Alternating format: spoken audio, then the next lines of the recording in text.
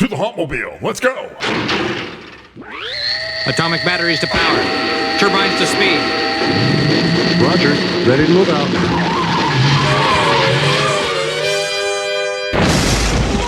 Hauntcast.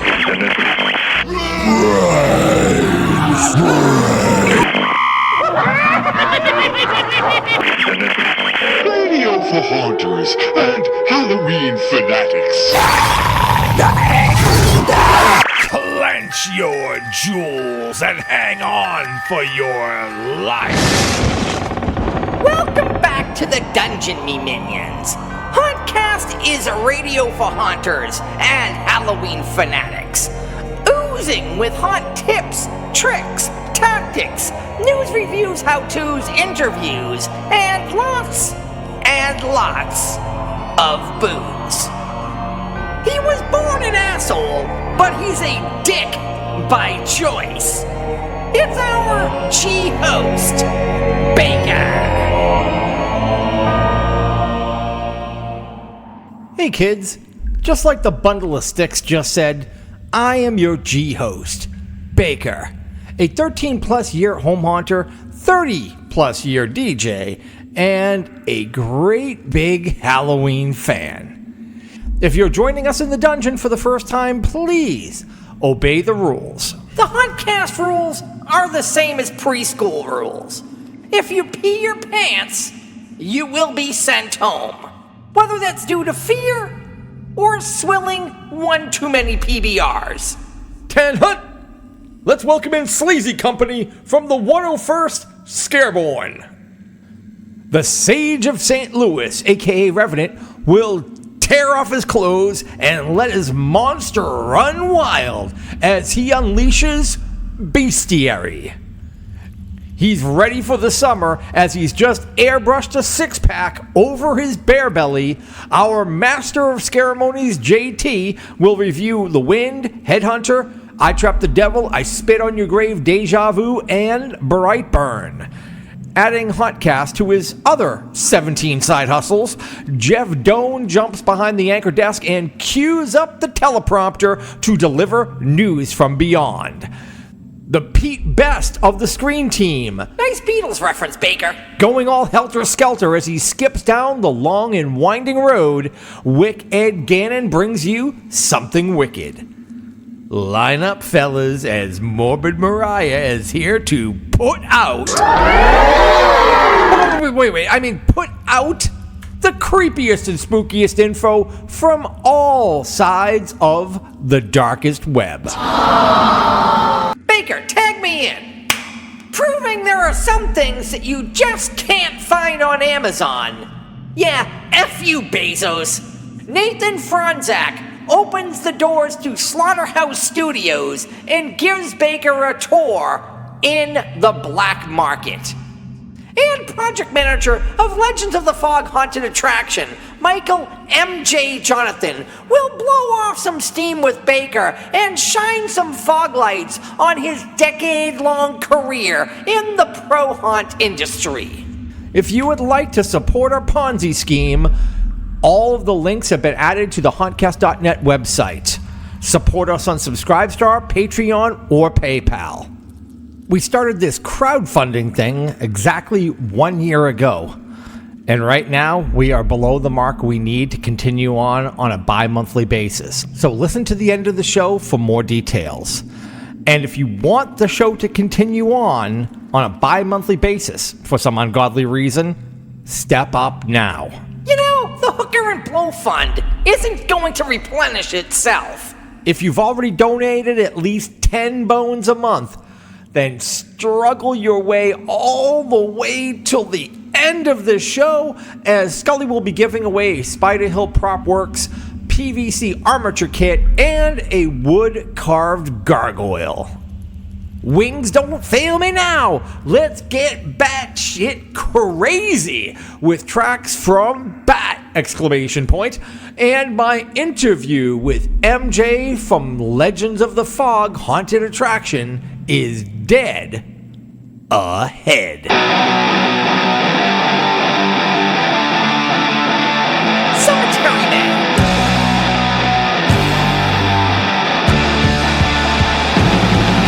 Last night I saw you crying in the graveyard. I watched the wind blow through your long black veil. This tip will thumb me right. You had me hypnotized. Please save me from this goddamn living hell. Each night I watch the dead wake from their slumber. Each night I'ma slay them back to rest. They say that I'm insane. Who would believe me anyways? I load my gun, do what I do best. I'm the cemetery man. The cemetery man. I'm the cemetery man. The cemetery man. Last night I had to execute my baby. One bullet to the head and now she's gone. I thought that she had died, crossed over to the other side. She comes back, I'll know there's something wrong. I'm the cemetery man. The cemetery man. I'm the cemetery man. The cemetery man. Yeah.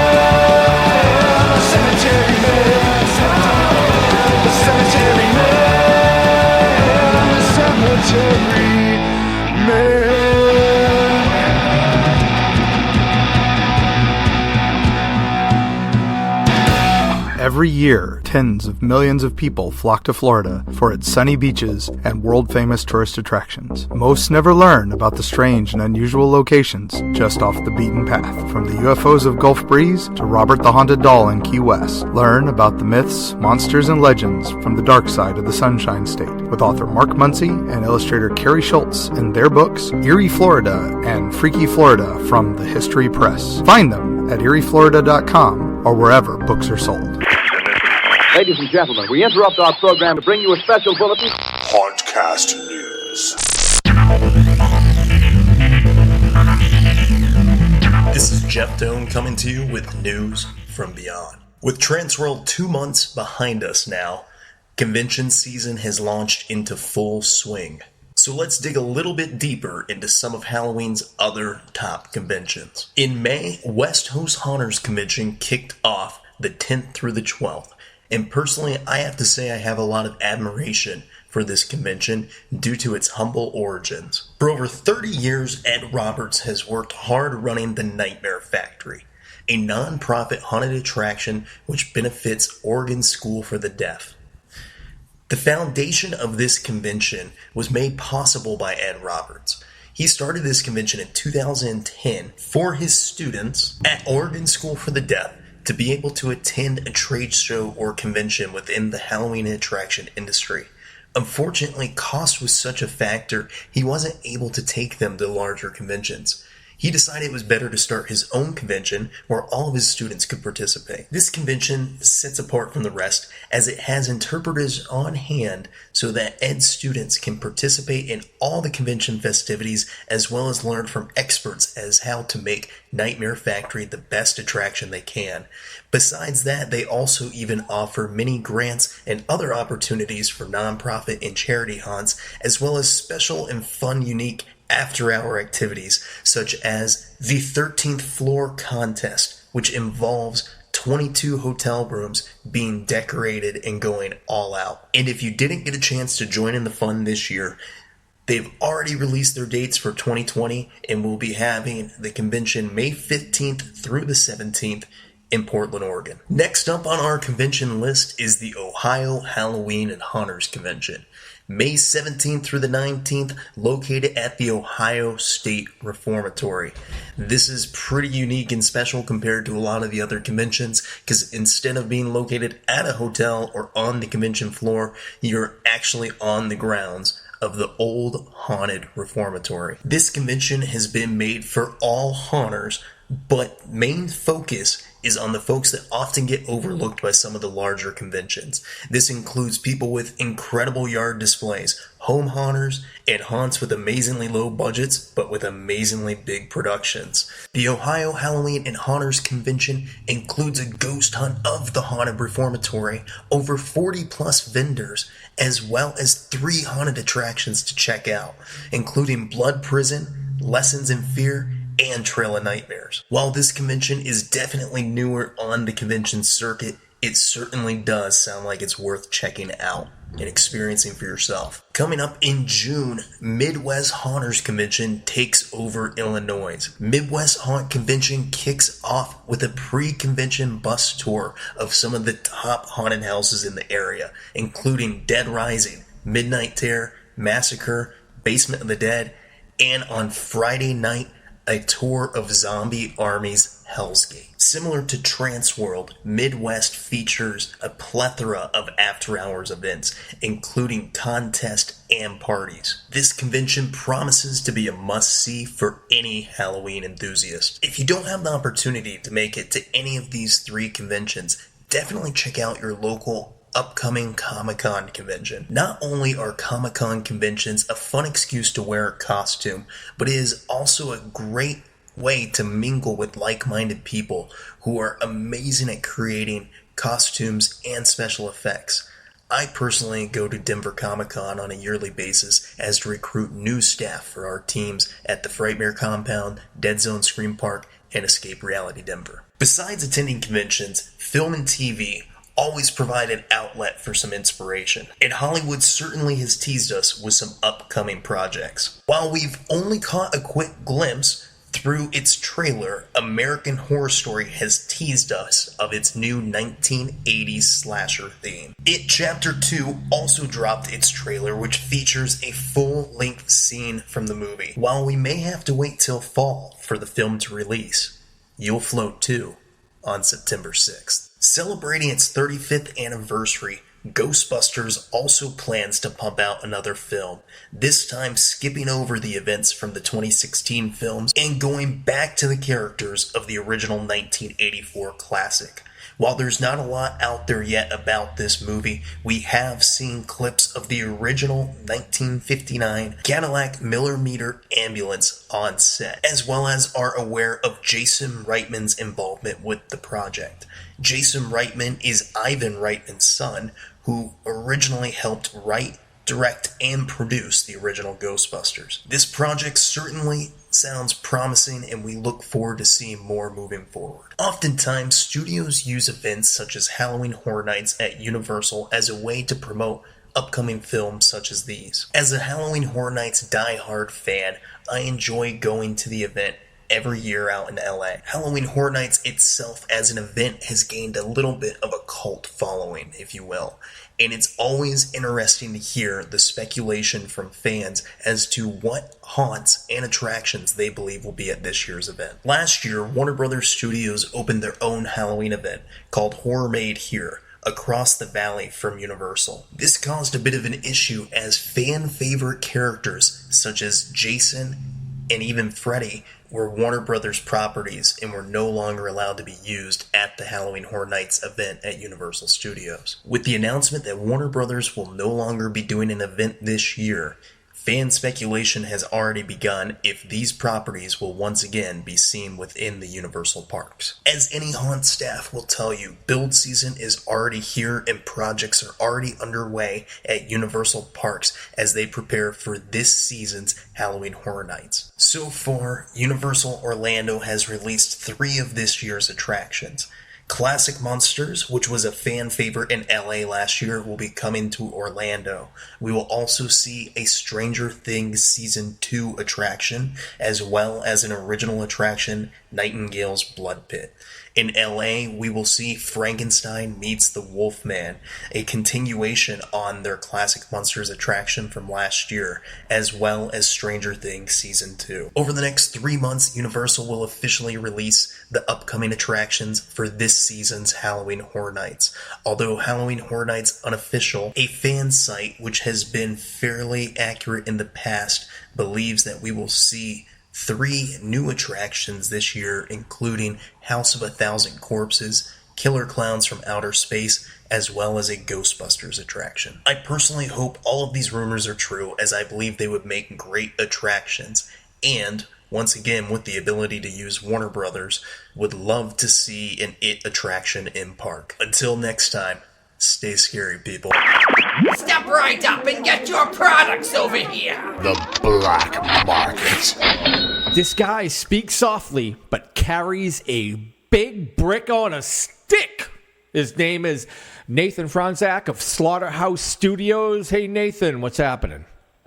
Nothing much. Just here talking with you. All right, then. We're off to a great start. Well, hey, look, how long Slaughterhouse Studios been around? Really went into prop building in 2014. Me and a friend of mine, he ran a haunted house, and guy got together with him, and we had gone to the Transworld Trade Show a few times in prior years, and we had been building a lot of our own stuff, but in 2014 we decided to actually make it an official business. So you're not in the haunt industry? You don't work at a haunt? No, I helped my friend out. He ran his own haunt a few years ago, a couple years back. He actually merged with a bigger haunted house in the area, and so that's what he's doing now, and I help out over there. But when he started his haunt back in the early 2000s, I started with him and helped him build that haunt up. And it's not like we're a big to-do. We're not a big company. It's just a little mom and pop. It's basically me and my wife, and sometimes my kids they'll help prime and prep paint. But they're still a little young, so. Now, but you keep fairly busy. The business is good, isn't it? Oh yeah, I mean it's not bad. There's a it seems like year after year there's a lot more competition out there. There's a lot of YouTube videos on people showing how to make your own props, and there's a lot of do-it-yourselfers and a lot of new companies that are popping up here and there, and it makes it a tough market. But I have no complaints. No, Slaughterhouse Studios isn't the only thing I do. It's kind of like my part-time job. Probably about 50% of my time gets invested in Slaughterhouse Studios, whereas the other half of my time gets invested in other job ventures that I'm into. Well, but and haunted house stuff is seasonal as well. I mean, you start getting a lot of orders in October or September and October. So I really have to gear up for that, and that's where I start settling down on my other job aspects. I run a excavating business, and I also do some auto repair work. Work for a repair shop occasionally when he gets booked up during September and October, and after big trade shows, and gearing up for big trade shows. I focus on the haunted house stuff. So it's really a seasonal business for us. If we could tell people anything, it's don't wait until September to place orders. It's definitely better to order it ahead of time. Now, our normal turnaround time for our website is about 3 days. Usually takes us 3 business days. Yeah, 3 business days to have a prop shipped out. Now, shipping, just depends. We ship most of our stuff through UPS. Sometimes, occasionally, we go USPS, depending on cost, where it's going, and the size of the item. As far as during season or peak business, like during September and October, usually our turnaround time is about 6 business days, unless you're ordering a large order, multiple items, especially similar items. We only have 1 mold for each item, so and curing time, you have to pour a mold and then wait for that item to cure before you can pour another one. So that causes a delay sometimes. Yeah. Before we get too deep in the weeds, let's just make sure that if anybody who's listening to this doesn't know Slaughterhouse Studios, give them just an overview of your selection of wares. Our products, we primarily do handheld weapons. Some weapons are motorized, some are audio, some are both, and some are just static. We do a few bodies. We've gotten into some more bodies over the past couple of years. You know, we started as a weapons company, making over-the-top weapons, and like you said, the brick on the stick. That's one of our biggest props that actually put us on the scene. That was me trying to be clever. Yeah, was it? Yeah, I wasn't, but I was trying. Yeah, your melee weapons and all. I mean, you have quite the smorgasbord of weapons, and obviously they're huge. They're pretty much over the top, but they really stand out. That's what makes them unique, I think. We try really hard to make them look realistic too. We're not a big fans personally of the fake looking apocalyptic stuff. We want something that looks real, like it came straight from Mad Max or you know, straight from a real life scenario. And I'm sure you can see that, you know, when you look at our website. You know, a lot of our props are very realistic, you know. Absolutely. Whereas there's other props out there, you know, that are available on the market that just look fake. So, I mean, we try our best to if we're going to do something, we make it look as real as possible, like it could be a real thing. Some of your props have looks like they have, you know, leather straps on the handle or, you know, rope. And I mean, you have some great detail that make them definitely help it pop and make it look more authentic. Yeah. Anywhere possible, we use real wood and real rope. You know, we don't mold that into our, you know, we don't put that in our molds. So it's real rope. Anytime you see rope on any of our props, chances are it's real rope. Yeah, you use a couple of different types of wood, I think, for depending on the prop, depending on what kind of handle it is. Yeah, I think I heard you mention. What are the different types of wood that you use on some of the weapons? Like a lot of our axes and the real, you know, weapons that are actually like, you know, look like real hand tools, like axes and sledgehammers and stuff. We use real oak handles that we buy them in bulk and get a decent price on them. A lot of our clown stuff, like if it's a clown mallet, you know, that's just universal poplar wood. Then there's no reason to have that made out of oak because we're usually painting the handles and with the clown props anyways. We talk about some of your other big, more popular or the bigger sellers. Oh, I guess the Mayhem. It's a giant saw blade on an axe handle. That's a real popular one. I mean, that's pretty over the top, and it looks like it's a big saw blade tied onto a wooden handle. And our chainsaws and our rubber chainsaw blades are really popular, especially for haunted houses. And that's where we sell most of our stuff too. You know, a lot of the bigger haunted houses and amusement parks, where liability is, you know, they need foam weapons just for liability purposes, rubber blades, and our chainsaw blade, you know, it would have to be one of our best selling items. I mean, because it looks very realistic. You have a number of different chainsaws, and I noticed the ash. Like the ash, like you kind of put your hand in from like ash from the Evil Dead. Now that one's static. That the foam blade on that doesn't spin, or the chain. But you do have some of the chainsaws where it actually spins, correct? Yeah. We developed a actual plastic or a resin bar that we build a rubber chain for, and it actually spins.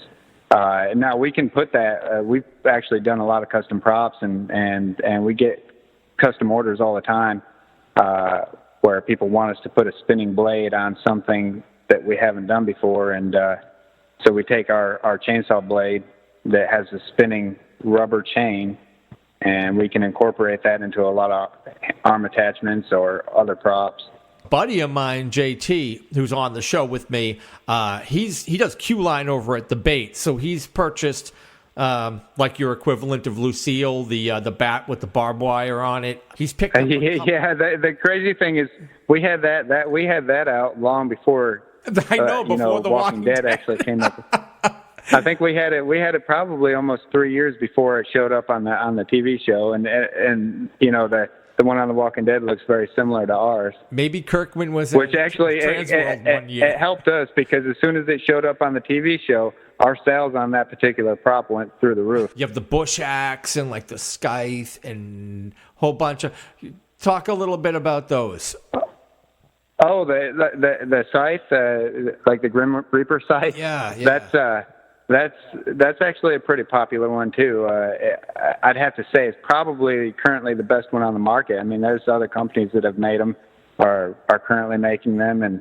But as far as realistic, I mean, this one's got a full wood handle, and we can actually make it in pretty much any length that a customer wants. We've had several orders this year for that prop to be made, larger than life, over 6 foot tall.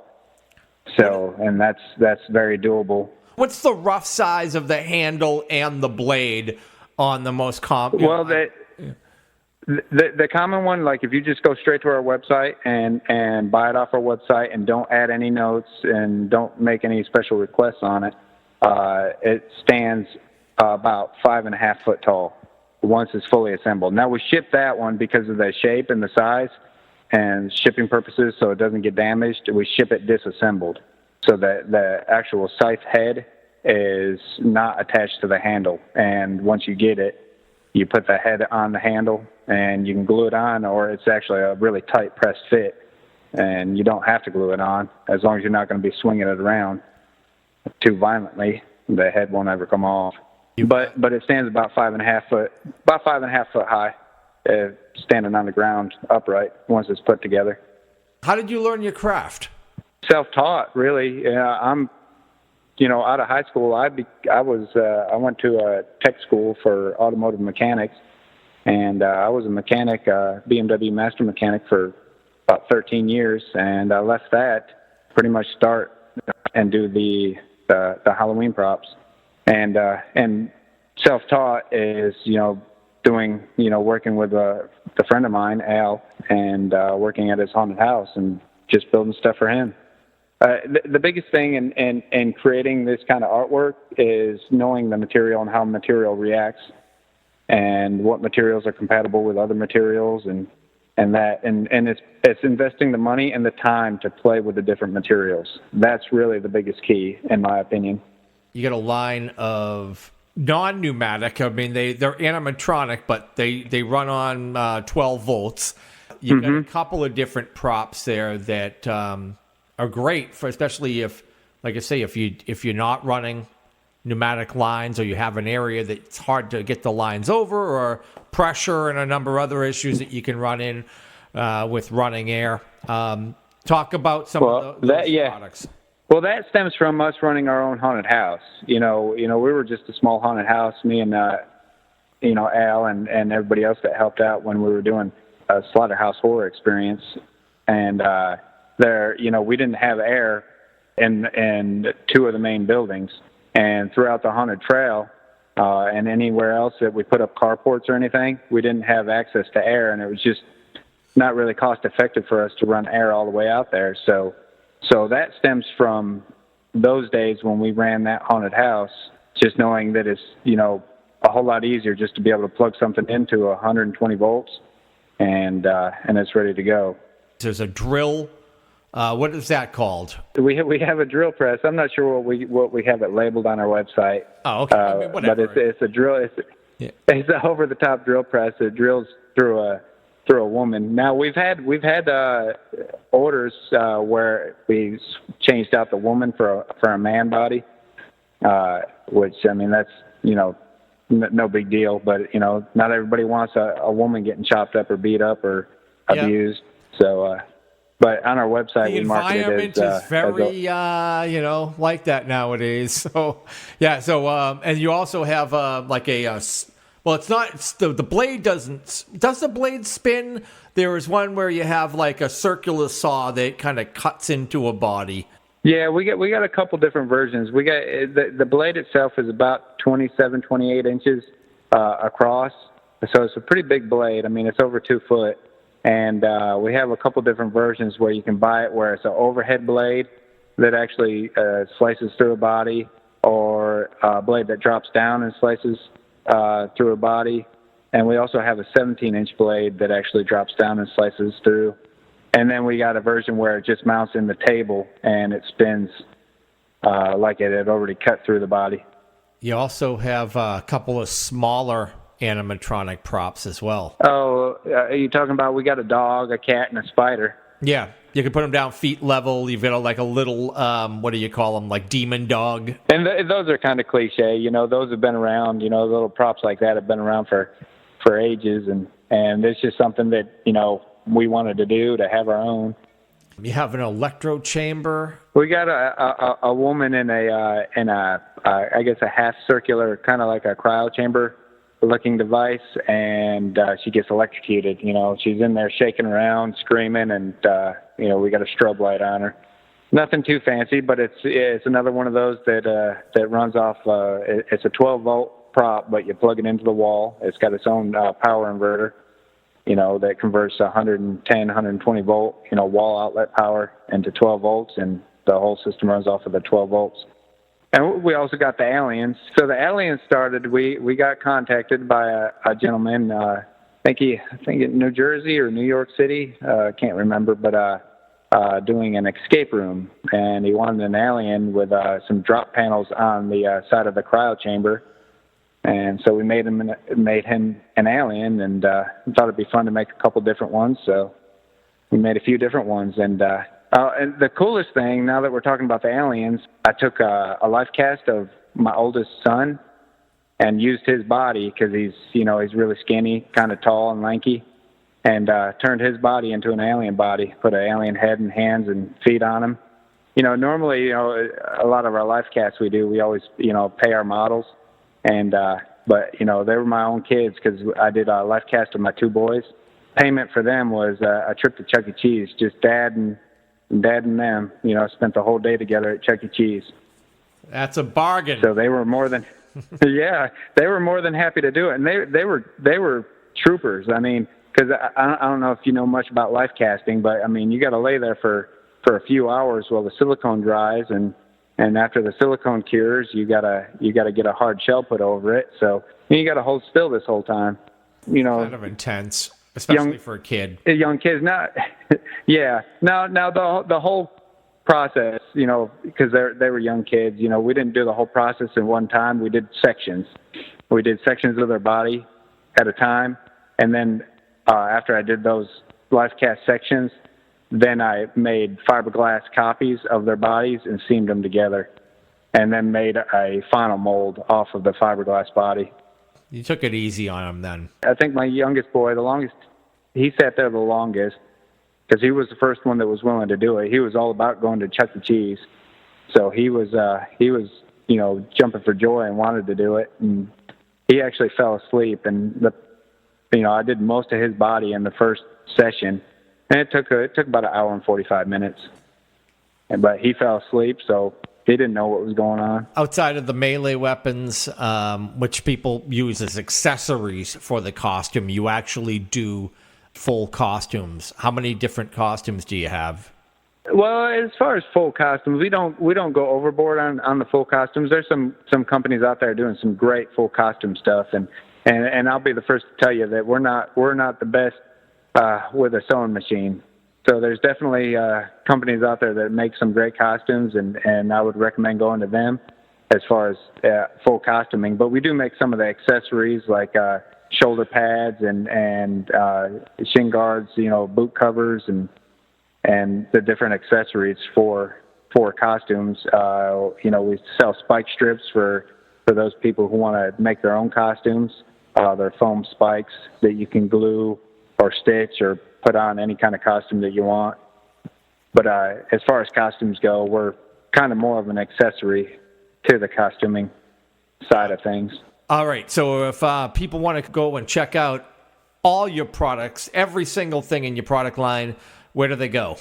Slaughterprops.com, SLAUGHTERPROPS.com. On average, your turnaround for a product is from order to shipping is about 3 days. From the time you order it, especially our weapons, pretty much all our static weapons are 3 days turnaround time. We keep everything in stock to make them. Now, we do allow for customization. Like, let's say you want a little bit of a different, if you want more blood, you can specify that when you check out. There's an option to leave us a message. Sometimes on our website, we don't offer different type of tape options. You know, some people like duct tape on their handle, other people like electrical tape, or other people might want, you know, white baseball bat tape. And some of our products don't give that option, but if you leave us a message on checkout, we're more than willing to change it up a little bit. But that leads us into custom orders. We do customizations.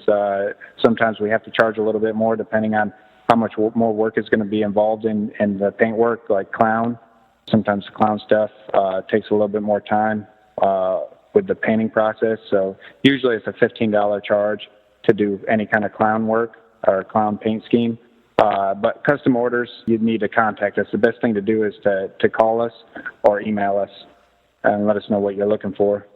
I'll tell you, man, you're killing it. The detail and the selection, you've got a great business, and I think your stuff is amazing.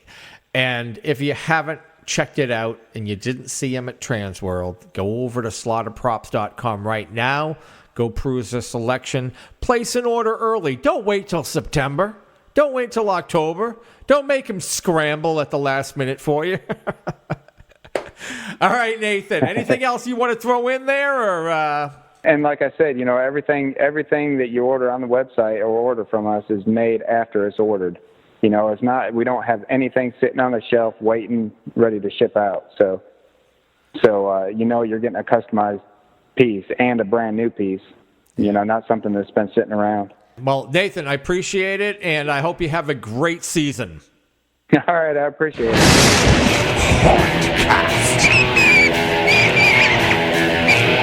Revenge of the Bat Mask.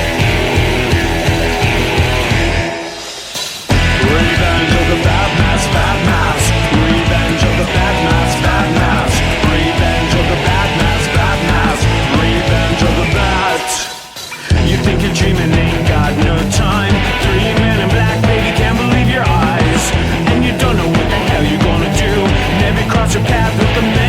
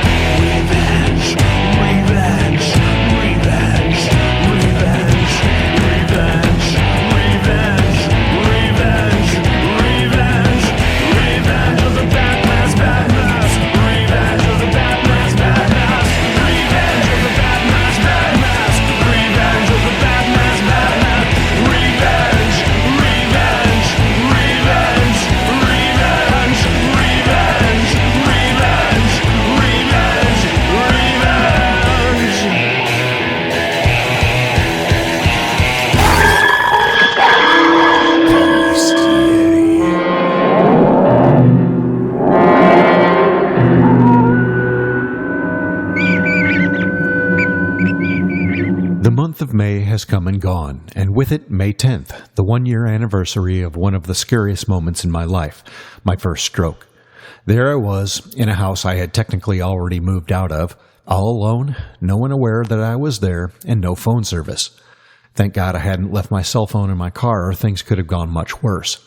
Of course, calling 911 on a cell phone doesn't give the dispatcher an instant pinpoint on your location like a landline does, so I had to try to explain what was happening and give my address in a slurred, barely controllable voice with a mouth that was half paralyzed. But the call was made, and I began the 1,000-mile journey across the living room to the front door to unlock it for the ambulance crew. You think it's hard crawling across the floor when you've had too much to drink? Try it when the entire right side of your body is inert dead weight. Somehow I managed to get to the door, throw the deadbolt, open the door far enough to unlatch the screen door, and then drag myself far enough away from the door to let someone through.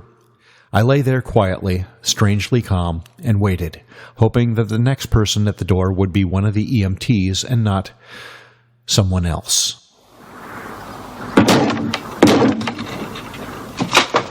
Yes? Is it about the hedge? Look, I'm awfully sorry. I am the Grim Reaper. Who? The Grim Reaper. Yes, I see. I am death. Yes, well, the thing is, we've got some people from America for dinner tonight. Who is it, darling? It's a Mr. Death or something. He's come about the reaping. I don't think we need any at the moment. At that moment, I didn't feel a need for any reaping either, and as good fortune would have it, I didn't get any. The Reaper comes for us all eventually. No one can evade him forever. That's just a natural part of the whole life cycle. But for most of us, he is an entirely unwelcome guest, and whether he's coming for us or for one of our friends or family, his visit is not anticipated with much enthusiasm. Death has been one of the greatest mysteries of life since humans and proto-humans became self-aware eons ago. As humans go, we have a hard time wrapping our heads around big abstract concepts, so the tendency in earlier times was to personify those concepts as individual characters. Death has been personified in many ways throughout every world culture since ancient times, but the character of the Grim Reaper, as we know him, can be traced to mid-14th century Europe, during the time of the bubonic plague pandemic, or, as it's popularly known, the Black Death. His skeletal countenance is an obvious reference to death, as this visage is the one we will all eventually assume. He's always draped in black, both the traditional Western color of funeral mourning and a suggestion of night and shadow.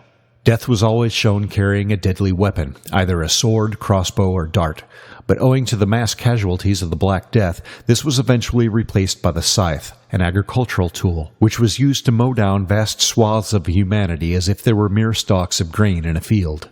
This frightening image truly portrayed death in a fearsome and villainous light, and thus was born the moniker of Grim Reaper, a dreaded harvester of souls. But over time, as the Black Death extinguished itself, apart from a few smaller-scale outbreaks, and the panic and despair quieted, the Reaper came to be regarded by many not as the actual agent of death, but as an assistant to the final process, that is to say, not the one responsible for killing you, but the one who waits to receive you once the true cause of your death finishes its course. Thus evolved the transition of the Grim Reaper from Slayer to Psychopomp in the public consciousness. What the hell is a Psychopomp, you might ask? Perhaps the Bestiary can shed a little light on the subject of psychopomps.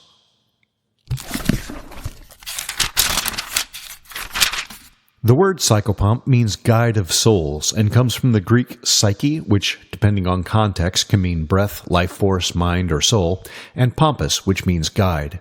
They are seen throughout history in virtually every culture and have been personified as gods, spirits, angels, demons, or even certain animals. Their job is to escort the spirit of the dead into the afterlife. Depending on the culture and mythology, the psychopomp may or may not hold the power of judgment over the person's soul in addition to conveying it to the other side. One of the earliest psychopomp characters is the Egyptian god Anubis. Anubis is actually a name given to him by the Greeks during the Hellenistic occupation of Egypt, and is a Greek version of his original name Inpu or Anpu. Usually depicted as a man with the head of a jackal, a wild dog similar to the American coyote, Anubis is seen in the earliest periods of Egyptian lore, dating back to around 3000 BC, and is widely regarded as one of the first and most important gods in the pantheon.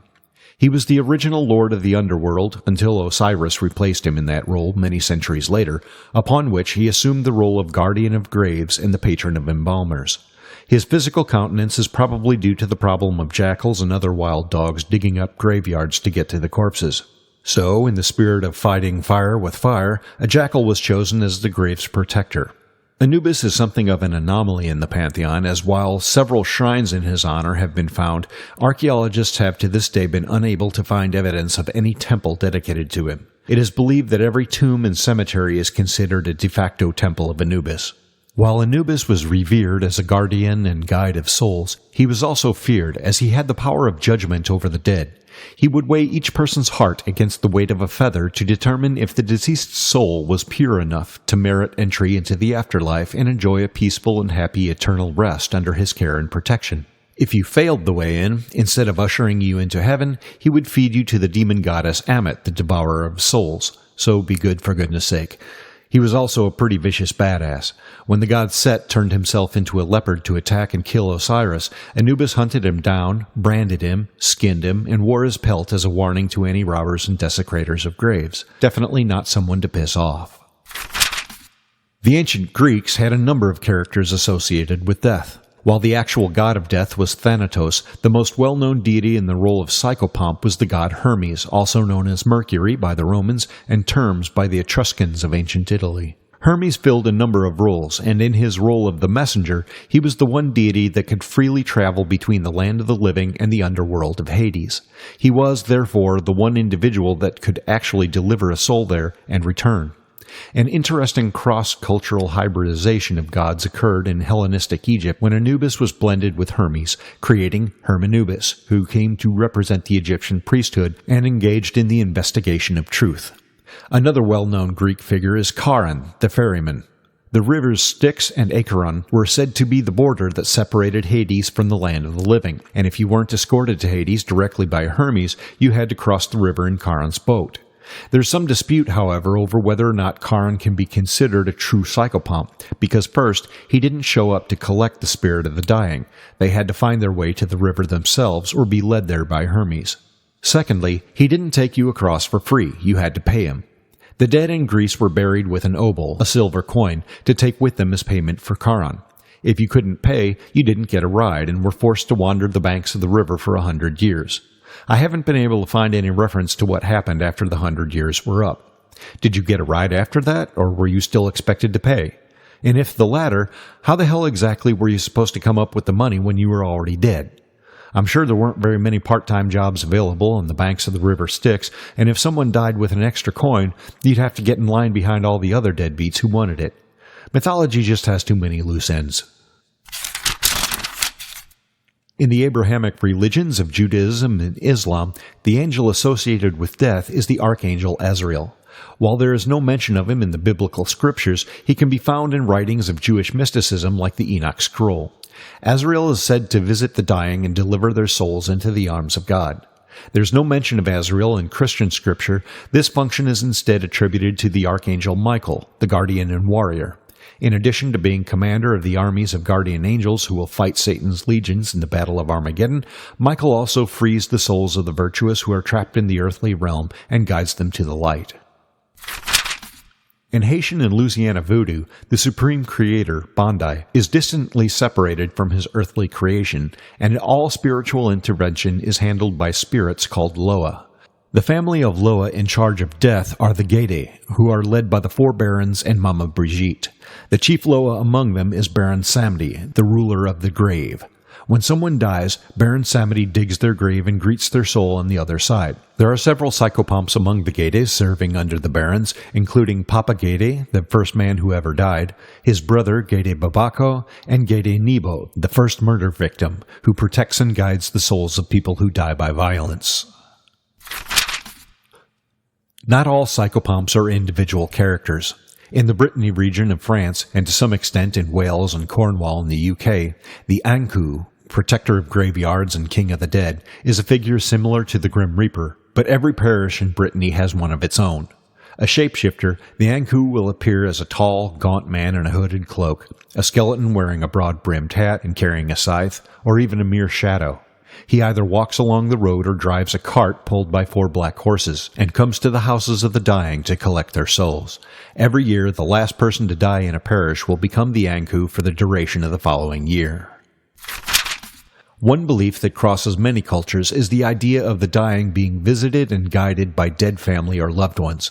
This may or may not even be something codified in a culture's folklore. All over the world, people on their deathbed often claim that a previously dead relative is in the room with them. The final hour of death can be understandably frightening to someone who has not yet reached the final stage of acceptance, and a person may be unwilling to let go. It is very comforting to be greeted by a long-lost loved one offering solace and guidance into the light. Not all psychopomps are of supernatural or celestial origin. In shamanic cultures, a shaman performs death rites to prepare the spirit of the dying for their final journey to the afterlife and send them on their way along the path. Many types of animals are considered to be guides as well. Dogs, for example, are held in high regard in most of the world due to their loyalty and faithful companionship, as well as their tracking ability and their knack for being able to find their way home. In Indo-European cultures, the dog was therefore seen as a natural choice for spirit guide to faithfully accompany the departed soul to his destination. Birds are also commonly seen in this role, as the ability to fly far away into the heavens and out of sight would suggest a perfect escort for a spirit on its way to the other world. Much imagery from ancient Japan shows the significance of birds as psychopomps. In the West, crows and ravens are associated with death for obvious reasons. They're carrion eaters. These birds would flock to the battlefields once the action stopped. Many believed they were there to convey the souls of the slain to the afterlife, a much more pleasant concept than what they were actually there for. Native Americans believed that owls carried away the spirits of the dead. Their love of night, haunting cry, and silent flight made them seem truly like supernatural beings. Tribal chiefs, however, were spirited away not by owls, but by powerful and majestic birds of prey like hawks and eagles. Norse culture revered horses in many ways, and the horse was seen as, among other things, a powerful psychopomp, and many people were buried with their horses so they could ride them into the afterlife. It is theorized that even bees may have been considered psychopomps in some parts of ancient Greece, as bees appear prominently in Mycenaean tomb decorations, and some entire tombs were shaped like beehives. Death and funerary imagery are central staples of haunting. Our graveyards are often the central feature in our haunts. But aside from the stones, gates, and tombs, let's not forget those extra symbols and characters that have been such an important aspect of life's last journey throughout history. Some of the images and animals featured in funeral scenes make a lot more sense when you understand just what their significance is, and some of these mythological and folkloric figures can even become major players in a themed haunt or its backstory. So have fun finding ways to work psychopomps into your haunt story. And don't fear the Reaper. He's just here to help you on your way. Or maybe he wants more cowbell. From the pages of the Bestiary, I'm Revenant, and you are listening to Podcast. Maniacs who shock women into uncontrolled hysteria, who prey upon the innocence of children. Shocktails with Johnny Thunder. I wonder if it isn't all a dream, a nightmare. He's the skipper to my Gilligan. Psst. Hey, millennials and Gen Zers, you're going to have to look that one up. Taking us on a 3 Shocktail hour tour. And, really, it's only about 40 minutes. Just feels like 3 hours. It's our master of ceremonies, Johnny Thunder. What's going on, genius? How are you? Just sitting here. Scully just finished dyeing my hair black. Things are good. Oh, nice. And I see you've been working on all your contemporary references. That's so hip. Kirk 54, where are you? Yeah, I was going to say, Daddy-O, you're right there. You're right. Oh, dude, Car 54 reference. Nice. Wow, we've become those guys. Yeah, I guess so. There's like 2 listeners that are going, oh, yeah, I remember those. Yeah, sure. Oh, man. The rest are like... What the hell is that reference? Googling. They're looking for the drag on the phone to fast forward, or they're trying to click on the computer. The problem here is we need to get. The problem is we do this show. Well, it's obvious. One of them. We have no Ginger. We have no Marianne. That's our main problem. So I could put a red wig on Scully. We could do that. Yikes! I know. Wait, like that would be the first time. I've got an assortment of wigs for Scully. I got a red. Wait, depends on my mood. I got a red merkin and a Vajanka with your name on it, Scully. Hey, speaking of Vajankles and merkins, did you get my loot crate? Chris. Did you get my loot crate? I did. I got the swag box. Thank you very much. Yeah, I'm like knee deep in Vajankle right now. It's awesome. Thank you. So what is that? All the free swag you've gotten over the years and just never threw it away. So you decided you were cleaning house, and instead of selling that to support your kids in college, you decided to send it off to me. As you know, I've been blowing everything out. Like, it's crazy Scullies. Everything's gotta go. I'm insane. Yeah, dude, that's what I think I texted you. I'm like, do you have terminal cancer? Because like you're selling everything off. And so yeah, you sent me a message on Facebook and you asked me, like, hey, you're getting rid of all this stuff and selling all this shit off. Are you okay? And I responded, I have cirrhosis. And then you responded, of the dick. Oh God. Radio gold. Comedy gold never stops. Never does. Never. All right. So hey, you know what? Hey, by the way, let's keep. We want to keep on this new trend of keeping the potty humor and the adult humor to a minimum. So let's. I didn't even realize that was a thing. I guess I'm just I'm off my bicycle because we do this every 18 months now. Do we? Enough about your sex life. Yeah, that would actually be good. I'd be happy about that. What do you got going on? You're going to be going down the shore at some point. Yeah. We'll be going down, Rehoboth in July. I have to keep that on the down low though, because all my fans they mock me. Yeah, and like it's constantly like a dinner and on the beach. People are constantly trying to take pictures and everything else. So it's really overwhelming. But we'll be camping in between, going down the shore for it's like 10 days or whatever. We're supposed to go down to my in-laws in Florida over spring break, but that didn't work out. So we'll be going down the week of Thanksgiving, which I'm actually looking forward to because it'll be awesome just to get the hell out of town and enjoy some warm weather over Toiki Day. But otherwise, it's just the usual thing, hanging out. Busy time of year. My daughter's about to finish 4th grade, which is crazy. Yeah. So she's been busy with scouts and softball and chorus and band and everything else in between. So I'm almost looking forward to the end of school just to kind of take a little bit of a break. Well, you get Blobfest on the way. You go to Blobfest every year. Yeah. Blobfest is actually like the week after or was the week before we go to the shore this year, which is cool. I would love to go to Blobfest. It's so much fun. It's so much fun. And like I said, what's cool is we don't go to the run. They have like the running out thing the night before, and they screen the movie. But then Saturday is like the big day for the block party, where they block off the whole street. And as I said, it's cool because there's a couple of microbrews down there. There's some restaurants, a couple different shops, but there's tons of vendors. And I remember last year there were some cool new vendors that haven't been there before, and they screened The Blob, and then they usually do like 2 other films during the afternoon. So even if you just want to go into the theater and just watch The Blob and a couple other flicks, you can. And I said there's Iron Hill is there. There's a couple other microbrews there, which are awesome. And it's just a great day. Like I said, there's tons of vendors with lots of cool stuff, lots of food. The classic cars used to be there a little bit more than they are now. They're not as prevalent as they had been. But it's a fun day. It's a fun afternoon just to walk around. I don't know what possessed me to do this. I was looking at the distance from my house to yours to figure out it was like over 6.5 hour ride or something like that. Yeah, that sounds too long to visit. Yeah. That's all right. I'm coming anyway.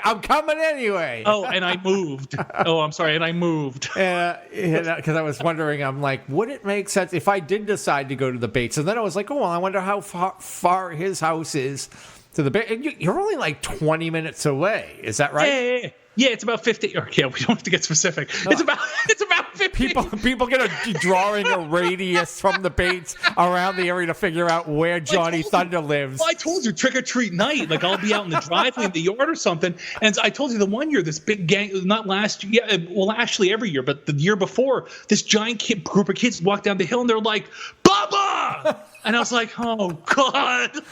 You're like, I have to be on now, huh? Is that Yeah, but I mean, usually I do the same nonsense unless I do a masked character. But no, you're like you said, I'm about 15, 20 minutes from the Bates. And tell me you've done the bare minimal of show prep and you've come up with the sponsor. All right.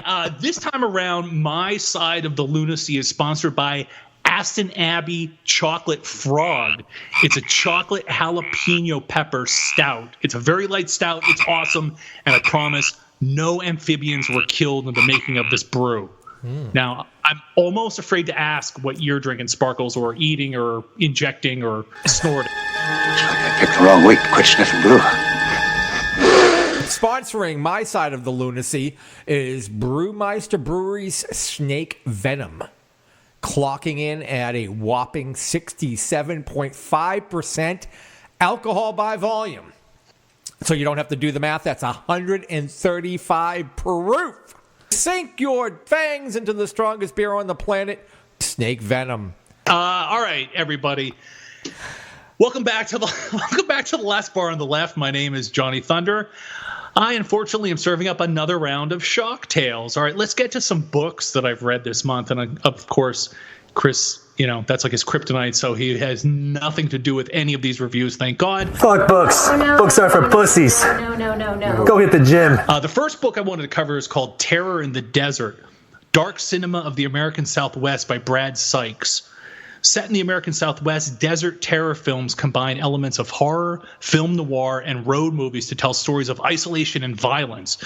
For more than half a century, these diverse and troubling films have eluded critical classification and analysis. Highlighting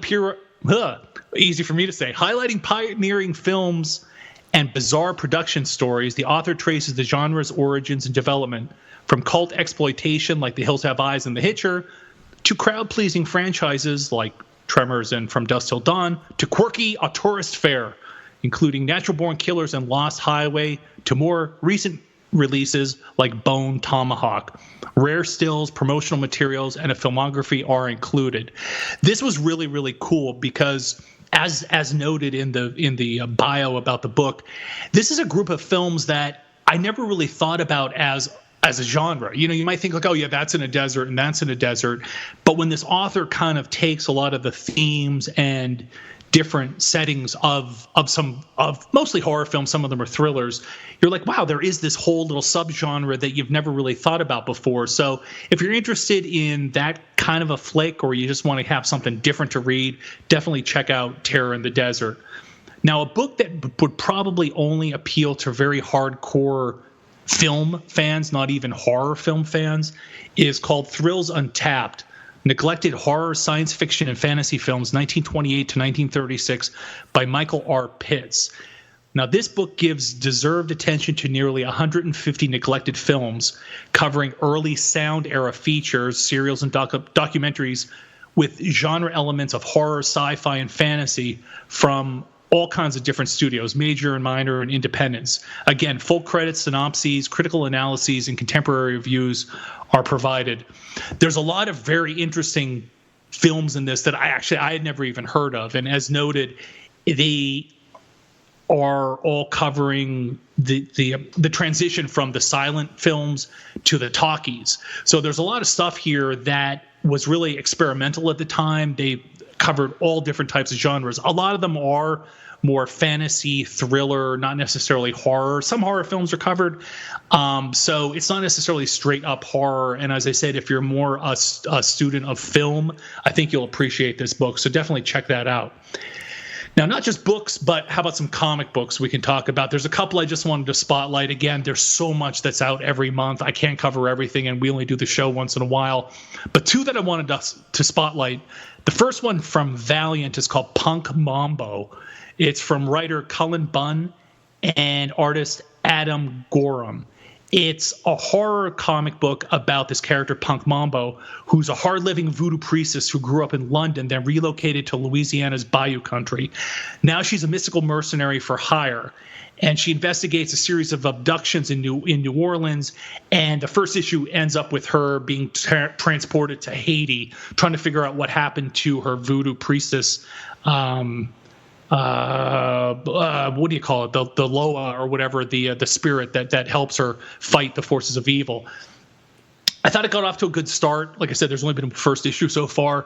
The closest analogous kind of thing I could say would be John Constantine from DC. And like I said, unless there's something really that goes awry with this book, I dig it so far. As I said, the first issue was really a setup, so I'm interested to see where this goes. But you've got this punk chick with this big pink mohawk, and she's fighting the forces of evil with voodoo, so it was a pretty cool ride. Now, from DC Comics, there's a pretty cool book out called Deceased. So a mysterious technovirus has been released on Earth, infecting 600 million people and turning them instantly into violent, monstrous engines of destruction. Sounds like whatever the hell that hooch you were drinking is, Chris.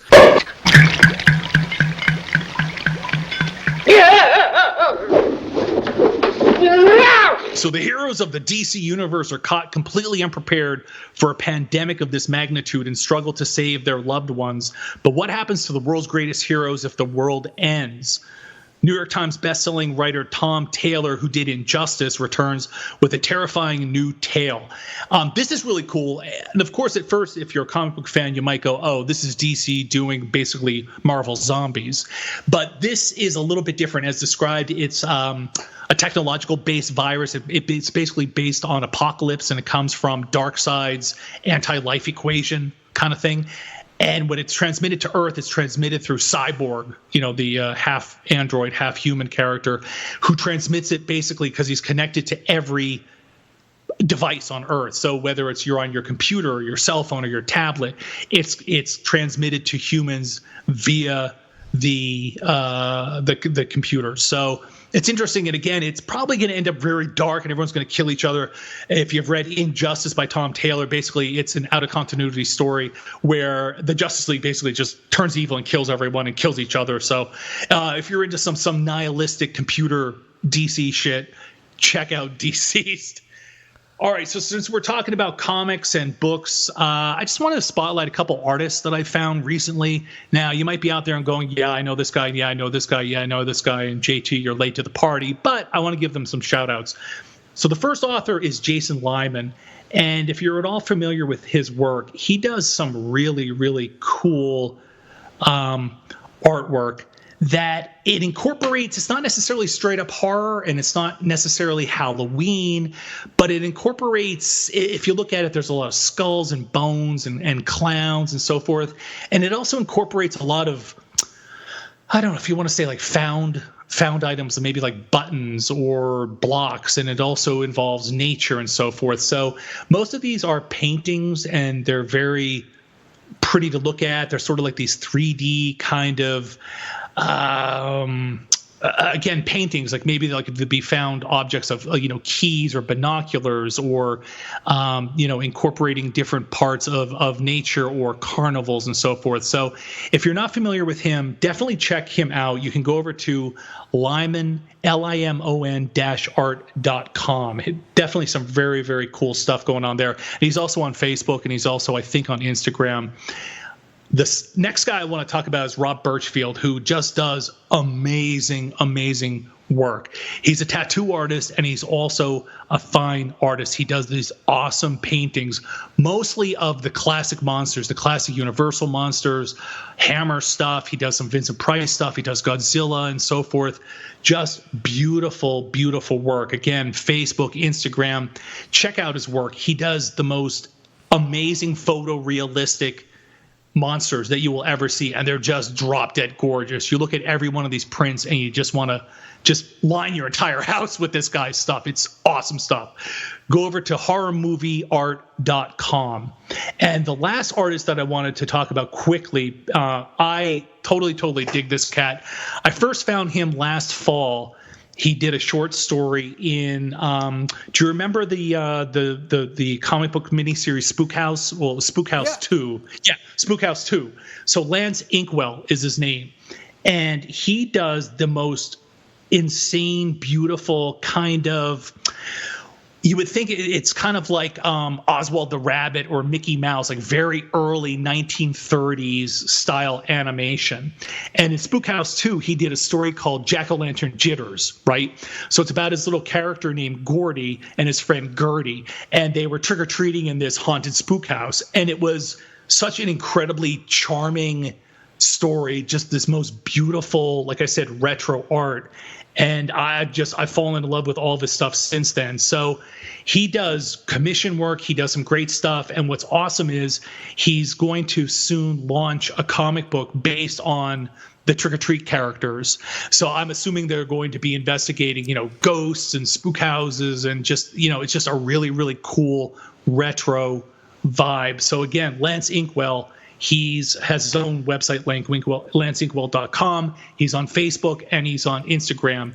If you don't follow any of these three guys, please go follow these three guys now because they are all awesome artists. How often do you hit your local comic shop? Every Wednesday. New comics come out every Wednesday, so I'm a subscriber. So the subscription thing, it works. Basically, I have a list, my pull list, and I have to constantly update it. Yeah. So I go every Wednesday after work, and I get my pull list, and they're all right there for me. So when the shipment comes in, usually Tuesday, they put it aside and put it in a folder with my name, and I just go in and I pull my folder, and it's all right there for me. So I don't have to worry about missing something, and they could special order for me. So it's pretty cool. Yeah. So they still get a good business. I know a lot of comic shops are struggling nowadays, but your guys still do a decent business. Yeah. My joint does really, really good business because they're also a gaming shop. So they have like half the store I'd say is like dedicated to Dungeons and Dragons or other card games and so forth. So they have a lot of game events in-house and obviously the supplies and so forth. So like I said, that I totally missed the boat on all the gaming thing. That's just not my thing. But yeah, it's doing very, very well. Very well. Cool. Which is awesome. Yeah, like you said, because a lot of them are going under and forget, there's a couple of YouTube channels I watch, and they do cover a lot of comics, and they and they're talking about the industry and how it is struggling, and stores are closing all over the place. And it's good to hear that. I think it's probably better to have a little bit of a combo there too. The gaming thing and the comics to help cover your ass. But absolutely. More power to them. All right, so let's get to the highlight of every Shocktails besides the when ending? I say, but besides when I say stay scary, right? Take care, brush your hair. All right, don't let the door hit ya. So I know which movie you saw. Should we end with that one, or do you want to start with that one, or should I put that in the middle so you have something to do like in the middle? Whatever, All right.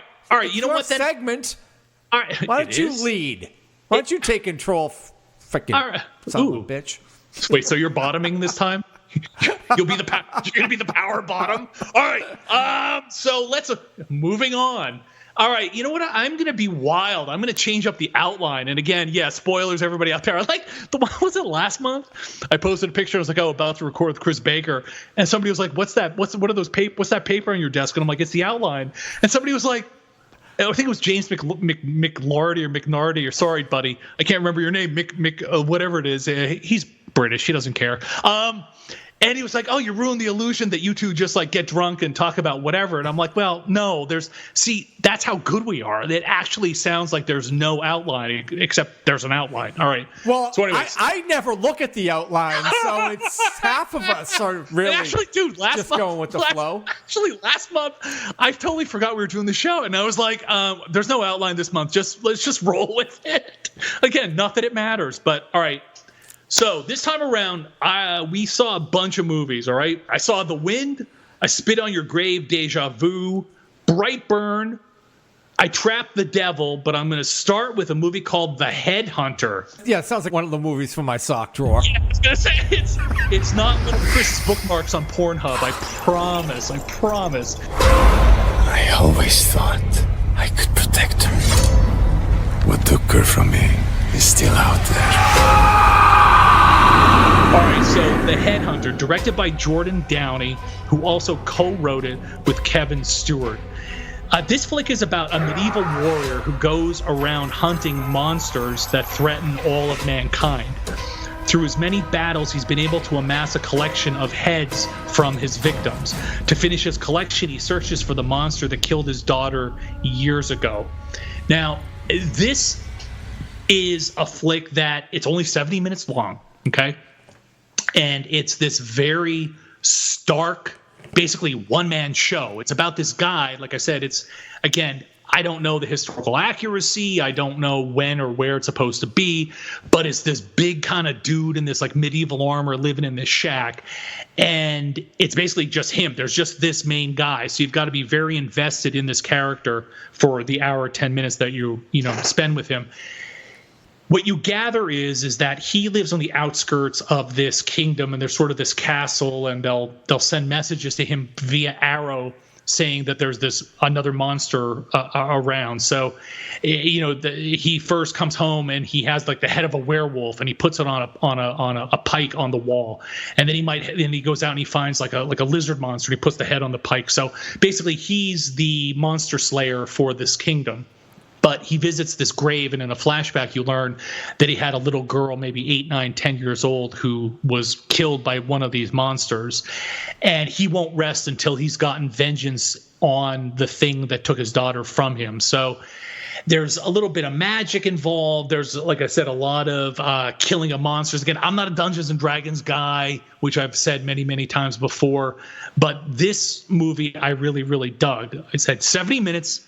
You're spending, there's the little cabin is just like this really kick-ass scene. I said the setting itself could be a room in a haunt, or it could be an escape room. Just the design and the artwork in terms of the actual props in this room are just kick-ass. His armor's cool, his sword's cool, and the monsters that he kills looks very cool. A lot of the violence is off screen, so you only really ever see the heads, so they're probably masked. But what's so nice is practical effects, the blood, the heads and so forth are all real. They're not any kind of CGI computer bullshit. So it's moves fast. It's a very stark film. It's very bleak. It's kind of depressing. At the end, he finally does confront this effed up creature thing that killed his daughter. And I'm not going to give too much away, but it's a pretty cool ending, pretty, fitting ending for this film. So if you want something a little bit different, like I said, it's more fantasy, sci-fi, but definitely horror elements to it. Really well performed. And again, because there's not a lot of dialogue, because he's the only guy in the movie, and there's nobody else to really bounce off of unless he talks to his daughter's grave, or he's, yelling off at these monsters in the woods. So I highly recommend Headhunter. I think you can do a lot worse from anything else. And it is, as I said, something a little bit different than we've normally seen before. So if you're in the mood for that, I saw it on demand right now. So go check it out. The next movie, it's also on demand, called The Wind. I came across an empty cabin about a mile east of here. Are you out here alone?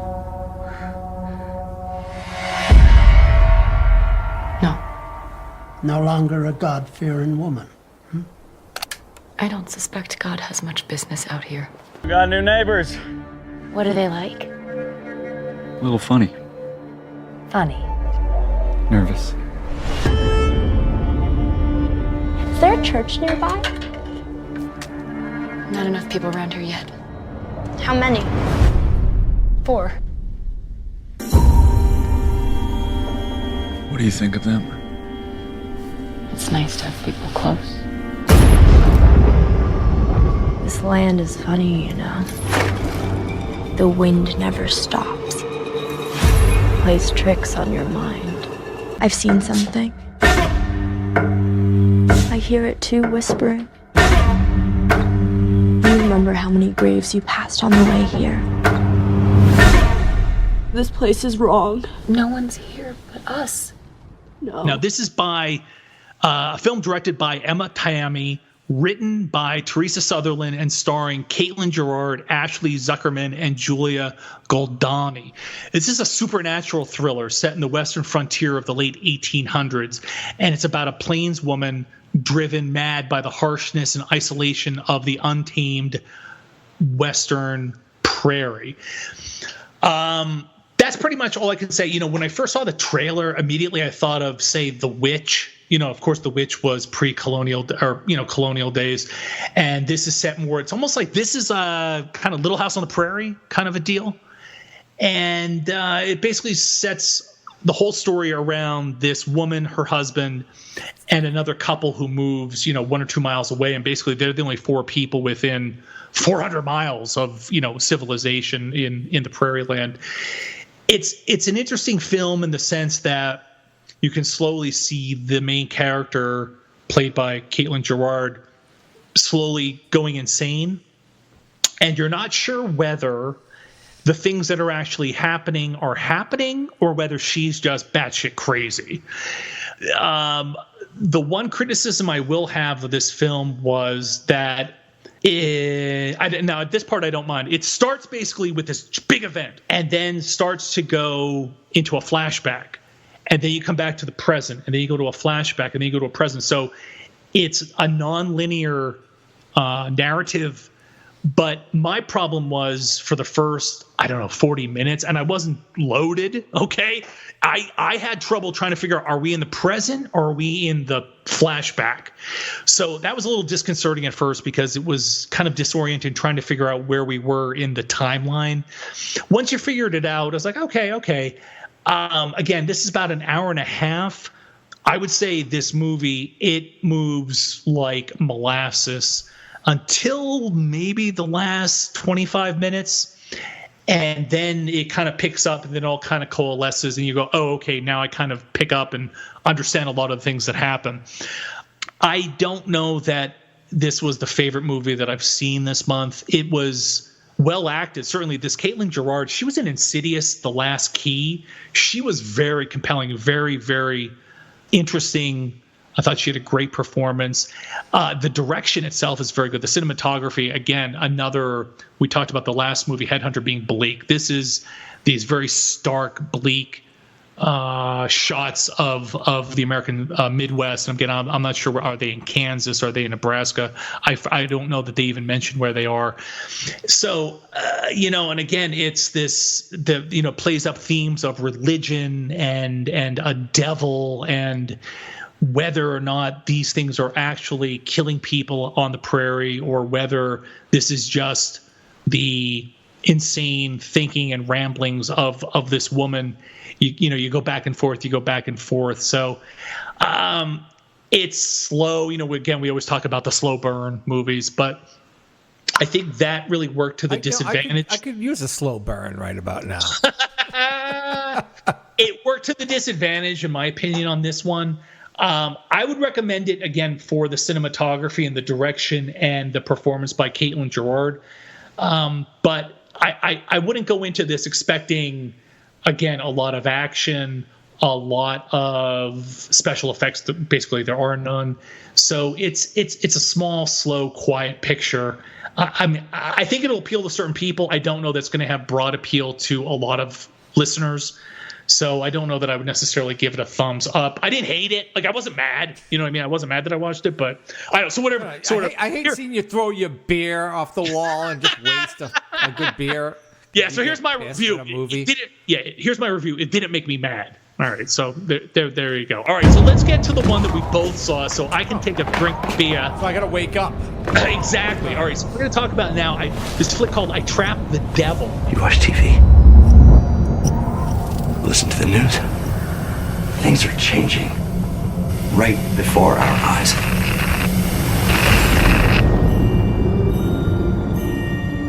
Something is coming. I know you felt it. Did anybody follow you here? What? Something feels wrong. There's something in the air. A presence. It has been around for as long as anybody can remember. What have you done? There is something evil locked behind that door. Please help me. Who else have you told about this? This is a nightmare. You back a dog into a corner, he's gonna bite. I don't know what he thinks I've done, but he's never gonna let me leave here. Faith makes people dangerous. You guys are not listening. I know this sounds crazy. I am not crazy. Where are you?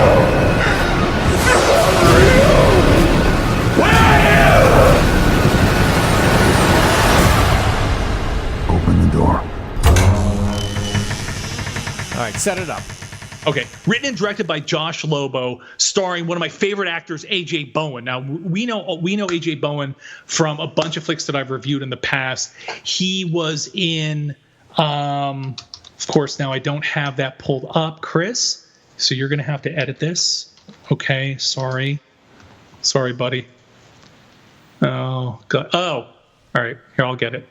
All right, so we know A.J. Bowen. We've talked about so many movies that I dig him in. He was in You're Next. He's in The Sacrament. He was in a bunch of other flicks. Like I said, I love this guy. He's a great actor, and I think he did a great job in this movie. But basically, it's the story centers around a man who descends into paranoia after trapping what he believes to be the devil in his basement. But things take a dark turn when his brother and sister-in-law unexpectedly arrive for Christmas. Now, it's basically a three-man story, except I think for two cops that show up at one point and whatever we think the devil is in the closet in the basement. But like I said, I'm going to turn this over to you, but I'm just going to say A.J. Bowen I thought was phenomenal. That's all I'm going to say so far. Okay. But you can give me your thoughts, and then we'll see where it goes. Like I said, I'm not even describing the movie pretty much. I mean, this is it, right? Yeah, that's pretty much it. Husband and wife show up at the brother's house. They're kind of estranged or something, and the brother's acting like just completely batshit crazy. And he's like, I have the devil trapped in the basement. The brother and the sister-in-law are like, oh my God, like, you've got to let this person out of your house. We've got to call the police. And the movie just kind of goes from there. So I don't know. Tell me what you thought. Well, the movie it's loosely based on the Twilight Zone episode, The Howling Man, if you've seen that. Right. And that's why I thought I knew exactly what the movie was going to be, because I'd seen that episode, I don't know, a dozen times. So I'm like, all right, well, what are they going to do? Is there going to be any real twist to this? I really enjoyed it, though it definitely has its issues. There was a lot of moments in this movie where I thought the acting was a bit off. These guys were only working like on a 9-day shoot. Yeah. They just, I mean, you could tell that there were certain scenes that like they did in one take. It was just fucking.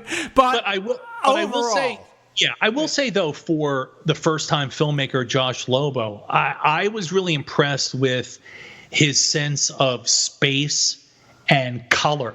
Especially, I thought the use of color was brilliant in this. Yeah. They're the blues and the vivid red, and without giving away the ending, I really this is the type of movie, and again, as you said, how are they going to put a twist or how are they going to end this? Unfortunately, when you set a story up like this, I don't think that there's ever going to be a satisfactory ending that would make everyone happy. Yeah. You know what I'm saying? There's no payoff nothing that's going to satisfy right. But I will say, and I will say it again without spoiling too much, when they finally go into the basement at the very end and the camera's approaching the door and you hear the voice behind the locked door, and when they finally pull back the locks and it starts to creep open, I was like, that 10 seconds was phenomenal. I mean, the tension there was amazing. But it's even as a somewhat of a slow burn, I felt like it just went by fairly quick. I didn't have to get up to go to the bathroom, do a bear, hit the fridge about a dozen times. Like I actually made it. Wait. So the reviews start with a Gilligan's Island car 54. Now we're talking about your prostate issues. Oh, awesome. Welcome Dude, I really got to get my Flomax prescription renewed or refilled. I mean geriatric cast. I really noticed the score. Yeah, overall, I liked it. Like I said, I like AJ Bowen a lot, and I look forward to what this Josh Lobo can do next. I think he would have benefited here with a co-writer. Maybe to kind of tighten some stuff up and kind of take it maybe in a different direction in certain places. But overall, like I said, I'm a big AJ Bowen fan. So, all right, I got 2 more movies I gotta spit out before we're done here. The next one is I Spit on Your Grave, Deja Vu. Excuse me, ma'am. Aren't you Jennifer Hills? The one and only. Do you think we could get your autograph? Gladly. Welcome back, Jennifer Hills. You made a joke. Each of them died painfully. But the way you let my husband die, there ain't no way more painful than that. I'm gonna give you a preview to hell. I don't care what you do to me, but leave my daughter alone. What are they gonna do to my mother? She made a hole in my heart. What have you done with her? You're sicker than your mother!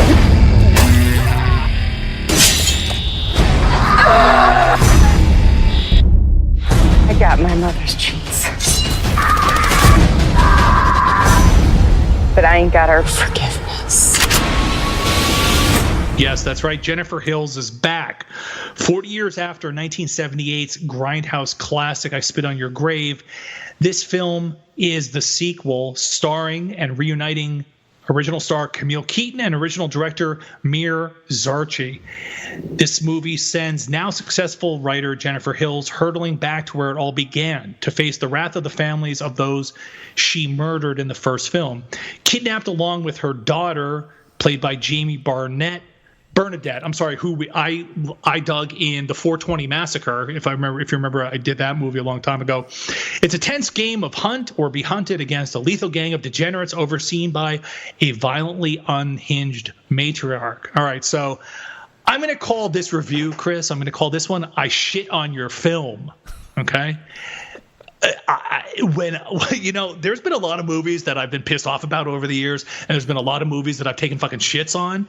This is one of the biggest seeming piles of crap that I've ever sat through. Dude, this is buckle up, bucko. 2.5 hours.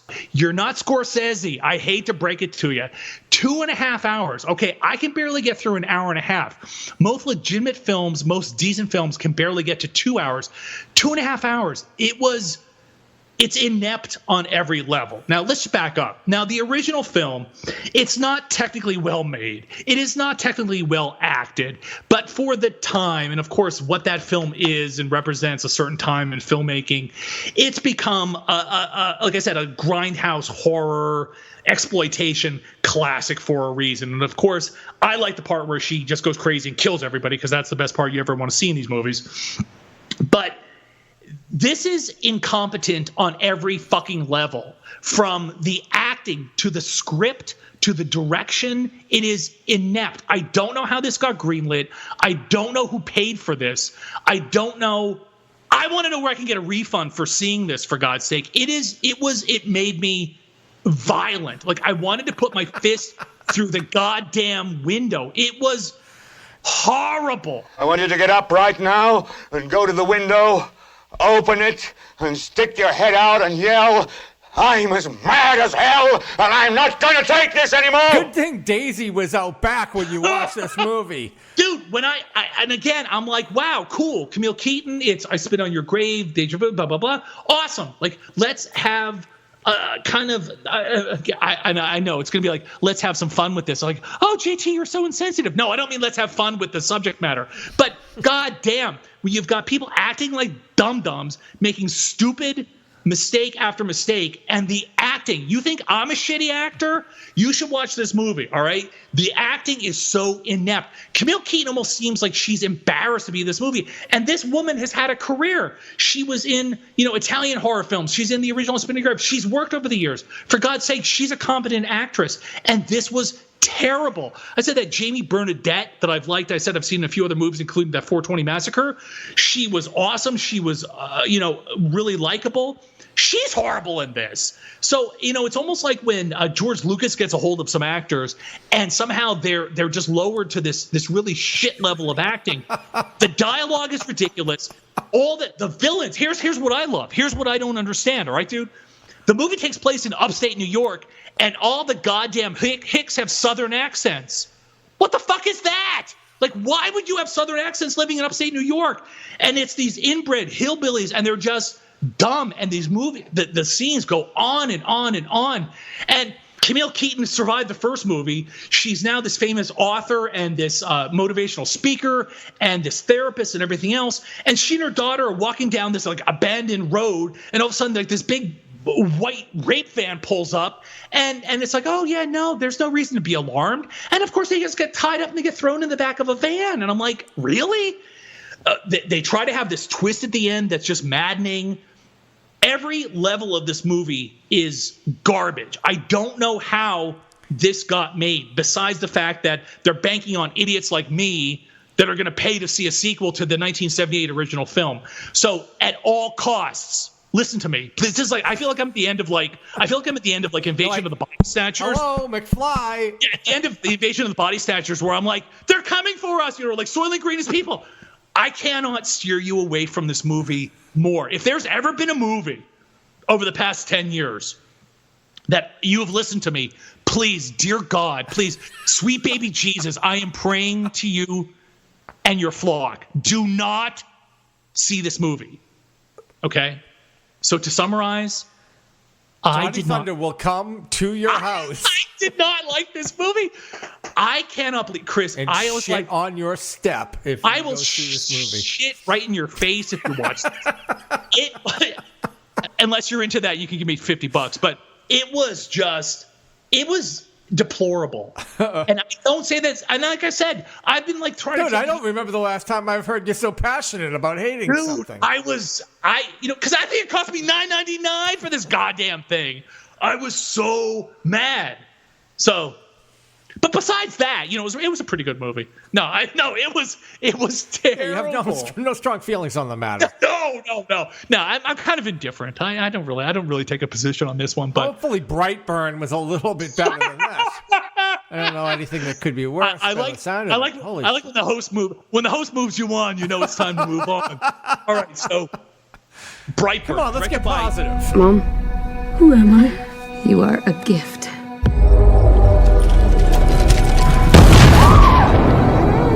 We believe that you came here for a reason.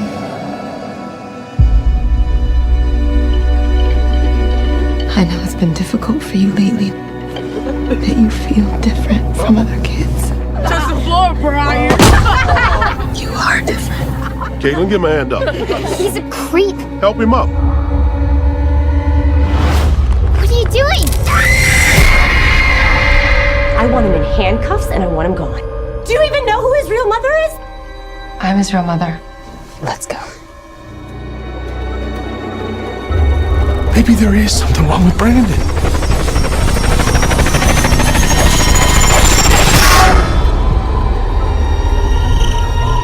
I will never turn against our son. He's not my son. Directed by David Yarovsky, easy for me to say, Yarovsky, whatever. Written by Brian and Mark Gunn. Executive produced by James Gunn, of course, from the Marvel films, and starring Elizabeth Banks, David Denham, and Jackson A. Dunn. Rated R for horror, violence, bloody images, and language. So I think by now everybody knows what this movie's about. What if a child from another world crash landed on Earth, but instead of becoming a hero to mankind, he proved to be something far more sinister? The short cut on this movie is, it's what if Superman became evil? What if the Kents found the spaceship from Krypton in their backyard and baby Kal-El Clark became evil instead of growing up to become the Man of Steel? Here's what I'm going to say about this one. it sounds to the general public like this is a unique idea or a different kind of a spin. If you're a hardcore nerd like me that's been reading, collecting comic books since I think 5 or 6 years old, over the years there have been a lot of different takes on Superman, including, is he bad? DC Comics, for example, not only do they have Superman, but they do Elseworld tales where, sometimes Superman's bad, or they have in their multiverse they have Earth 3. Where Superman becomes a guy named Ultraman, and all the Justice League is evil, and the only good person on that planet is Lex Luthor. So, it's not exactly a new concept, but to the general public, I think it is a new concept. Even Alan Moore, who's best known for The Watchmen and his run on Swamp Thing, and even the League of Extraordinary Gentlemen, he did in England the original. It was called Marvel Man. Over here it's called Miracle Man because of copyright issues. He kind of explored these issues with Kid Miracle Man, who went crazy and basically killed everybody. So it's an hour and a half. It looks nice. I think it's a very well shot film, pretty well acted. The actors in this were pretty good. The David Denham I wasn't familiar with before, that plays the dad. Really a solid job. It's Superboy, I guess, you would say he's maybe 12, 13 years old. And instead of, once he finds out that he's from another planet and has all these powers, it turns out that the spaceship starts talking to him and basically tells him he's superior to everyone. And he hears this language in his head, and it's like, and all he hears is the word take. And finally he figures out they're saying take the world. So you realize that unlike Jor-El and Laura on Krypton launching Kal-El to Earth, where they wanted him to survive and have a happy life, this alien race sent this child here to basically colonize and take over the planet Earth. And then he puts on this creepy mask and this cape that he makes out of his bedspread. And it's weird. It's bizarre. And he has the glowing kind of, laser eyes or whatever. So there's a lot of cool. It's almost like a slasher or stalker kind of Jason Voorhees, Michael Myers, but he has Superman's powers as a kid. Okay. The thing I will say about it is, overall, again, I wasn't mad that I saw it. I thought it was fine. I don't think that the idea is as novel as I just said, based on my history with comic books. The only thing that bugged me is there's a lot of dumb decisions made in this movie. There's a lot of characters where they go, they do something dumb, and usually it doesn't bother me because I'm like, all right, look, it's a friggin' movie about a space alien kid that's killing people. All right, willing suspension of disbelief, whatever, it's fine. But the adults just do some dumb things in this, and you go, well, that doesn't really make any sense. But all right, let's play with it. Let's just go. I think, again, I said it before about some other movies. You could do a lot worse. I don't know that you have to rush out to see this. I think it made its opening weekend. I think it made a little over $7 million. It was budgeted at $6 million. So far it's already, kind of a success. At the end, they tease possibility of a sequel. I don't know how interested I would be in a sequel, but again, it was fine. I think you can wait definitely for TV or Netflix for this one. And I would go into it with not so high expectations. Don't really look for anything totally crazy or unique. One thing that I thought was bizarre, I've seen some reviews and some comments that it was overly gory. And again, I guess I'm just dead inside because you are. Thank you. I didn't necessarily think it was overly gory. And again, one good thing, there were practical effects. So sort of at one point, when a guy's head splits in half, I'm like, oh my God, that looks awesome. And I was like, how did they, I was like, oh, that's pretty cool. I was like, oh, there's the blood back, So to freaks like us, I think you might enjoy the practical effects. But I like I said, I don't. At first, the reviews were overwhelming, super positive, and I know some people that I've seen online are just this is a great movie, the best thing I've ever seen, and I don't disagree. I liked it. I just don't know that it's that good. So if you're on the fence about going out or you don't have the time necessarily to get out to see this, I don't think you have to run out to see it. Got it. And with that, I'm done. My voice is done, and the segment's done. Yeah, I know, man. You're getting all hoarse on me. Well, I think it was the I Spit on Your Grave review. It just made me, dude. Screaming at the top of your lungs. Was that old school Johnny? Is that old school Johnny Thunder? Will people be happy that I hated something? Yeah, punching the wall. Get out of here. Just don't throw your beer. Don't want to get that angry. Dude, I would never waste a perfectly good beer. Never. All right. All So right. is that well, it? Yeah, you're going to have laryngitis tomorrow, so I better get you off. Whoa. Boom, chicka, boom, boom. That took a weird turn. No, thank you. A little Freudian slip. I'm sorry. Wow, that better get you off my phone. Let me hear really fast. Gross. Damn. All right. Yeah. All right. Bye. It's good talking to you. All right, everybody. Thank you for listening. As always, this is Johnny Thunder saying, stay scary. Come with me. Nope.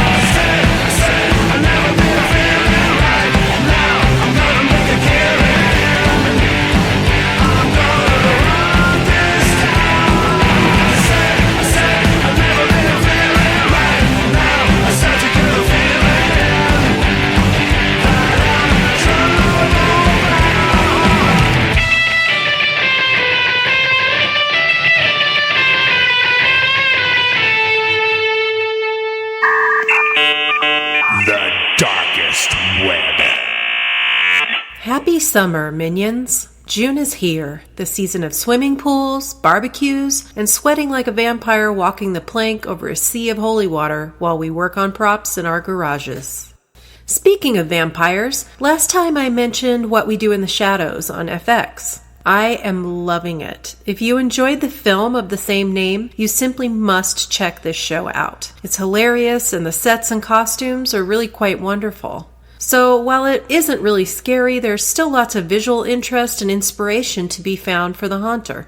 Also, there's more chilling adventures of Sabrina to check out on Netflix. There's one season, but it's been split into 2 parts. Part 1 has 11 episodes, and the newer Part 2 is made up of 9 more episodes. It's really a fun show, and I can't wait for more episodes.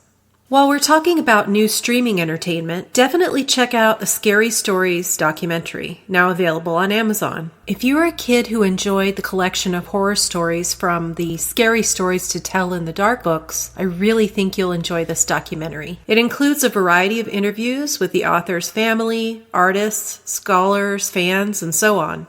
These awesome books were a gateway into horror for many youngsters, including me. I had these books on permanent checkout from my elementary school library, and bless my school librarian for supporting my obsession with these beautifully illustrated, creepy books. The documentary isn't perfect, and I could nitpick the flaws in production or editing, but honestly, that'd really be doing a disservice to what was, in all, a really enjoyable film. Hey, that's the perfect segue into my next topic, horror-themed art. Specifically, let's talk more about Stephen Gammell. Gammell is an American illustrator of kids' books, having made art for over 60 different titles. Of course, his most famous and celebrated works come from the Scary Stories to Tell in the Dark books. While the stories themselves are wonderful, it's really Gammell's drawings that make these books absolutely legendary. Probably the biggest reason the books were so hotly objected to and often banned is because of the gorgeously terrifying artwork that accompanies the stories. Gammell's also done art for some other children's books that might be of interest to the horror fan, with my favorites being Ghosts by Seymour Simon, and especially Halloween Poems by Myra Cohn Livingston. There's a great article all about Scary Stories and Gammell's art specifically on amberrosehammond.com. Just click on the illustration of the eyeless corpse that is titled My Favorite Post. That website again is amberrosehammond.com. That's AMBERROSEHAMMOND.com. Another notable horror artist I think you might enjoy is Australian sculptor Mark Powell. You can tell his work has definitely been influenced by Geiger, Bosch, and Salvador Dali, but his work is very much unique and fully his own. His collection of work titled Dream Dioramas is made up of incredibly detailed miniature scenarios of gore and mayhem. These nightmarish dioramas feature disturbing figures that are both somehow realistic and surreal at the same time, bound in torture chambers, cannibalizing each other and themselves. While absolutely horrifying and gruesome, there's an odd kind of beauty and captivating quality that's really hard to describe. Powell has said of his art, quote, "I would like my works to have the same effect as watching a swarm of ants devouring an overturned beetle. Perverse fascination mixed with revulsion and black humor, all happening down on the micro level, beckoning the viewer down into the dirt." End quote. And that is exactly what he has achieved. For some reason, Powell has completely disappeared from the public eye, deleting his website and all social media accounts. But I would highly recommend doing a Google or a Pinterest search for Mark Powell. Make sure you look up Mark Powell Sculptures or Mark Powell Australian, as there is another artist named Mark Powell. And thanks to Jim Transu for the article about Powell. I'll include the link to that article in the show notes. So recently my local haunter group, shout out Arizona Haunters, all got together for a little trip to a local haunted attraction in my home city of Tucson. There's about 30 of us, and most traveled down from Phoenix. We all went to the Ravenhurst Family Classic Haunt in Trail Dust Town. I'm a little embarrassed to say I had no idea this haunt existed. I'm not sure how I didn't know, since Tucson is not a huge city, and the haunter world is even smaller, but I'm certainly happy I know now. It's a year-round haunt that accomplishes a lot with a little space. If you're ever in the area, absolutely go check it out and tell them Morbid Mariah sent you. I'm telling you all this to point out that it is entirely possible that you may have some real haunt gems near you and not even know it. I mean, many haunters are pretty mad hermit-like, so if you want to put those feelers out in your local area, I recommend checking out a website called thescarefactor.com. It allows you to search for haunts by city, state, and even the type of haunt. Corn maze, haunted house, open year-round, etc. That website, again, is thescarefactor.com. TheScarefactor. There's a couple of Halloween blogs that I've really been enjoying. The first is called Spooky Little Halloween. The blog is the creation of a Halloween enthusiast named Miranda, who's been posting for at least 4 years, and most actively more recently. She's amassed a very nice collection of all sorts of Halloween-related fun, especially ideas for parties, including food and drink recipes. She has a newsletter that you can sign up for that will deliver a Halloween-related treat to your inbox every Friday. You can also follow Miranda on Instagram, Twitter, Facebook, and Pinterest. Just search for Spooky Little Halloween. The second blog I'd like to mention is called SeñorScary.com. This blog is run by Jerry Diego, a horror and Halloween enthusiast, and has seen a lot of changes over the years. Jerry started out making an email newsletter in 2005 called Wicked October. Then he began a seasonal blog in 2007, which morphed into a blog called MyScaryHalloween.com in 2009. Then it became a year-round blog titled MyScaryBlog.com. Now his year-round blog is called SeñorScary.com, and he posts regularly. Quite a bit of his blog is dedicated to horror films and TV shows, but he also touches on Halloween props, horror-related books, recipes, comics, retail items, and so on. You can also still visit the My Scary Halloween website, which has easy-to-navigate categories like decor, which includes some prop ideas, movies, costumes, parties, which has recipes and theme ideas, and so on. Check it out at SeñorScary.com. That's SeñorScary, or you can also look at MyScaryHalloween.com. You can also find him on Facebook, Twitter, and Instagram as Señor Scary Jerry. While perusing YouTube, I came across a channel for Eerie Acres Cemetery. While they haven't posted any content since 2017, they do have a few videos that I want to recommend you take a peep at. The first is for the Halloween animated creature tombstone. It's a tombstone that has 2 animated skelly rats and a skelly cat alongside it. He walks you through the setup, which uses Arduino and the 4-banger program. The cat looks up at the rats, meows, and the rats nervously move about. Also peep the Halloween Hearse with Infinity Illusion video. It's pretty cool because it's made to break down easily, and since storage is always a concern, I found this to be an especially helpful idea. I really like the added touch of an infinity mirror illusion when you look through the back window of the hearse. Take a look at the Halloween Illusion Infinity Guide video, where he shows in detail how to make it work effectively. And finally, watch the Eerie Acres Cemetery Halloween Night 2016 video so you can see all his prop setup with the lighting. I'm hoping to see Eerie Acres return this year. In my searching for interesting Halloween haunts and artists, I found an Instagram account that features some of the most beautiful haunt lighting I've ever seen. Check out the Instagram of Jason Sievers. It's an unusual spelling. It's Jacensievers.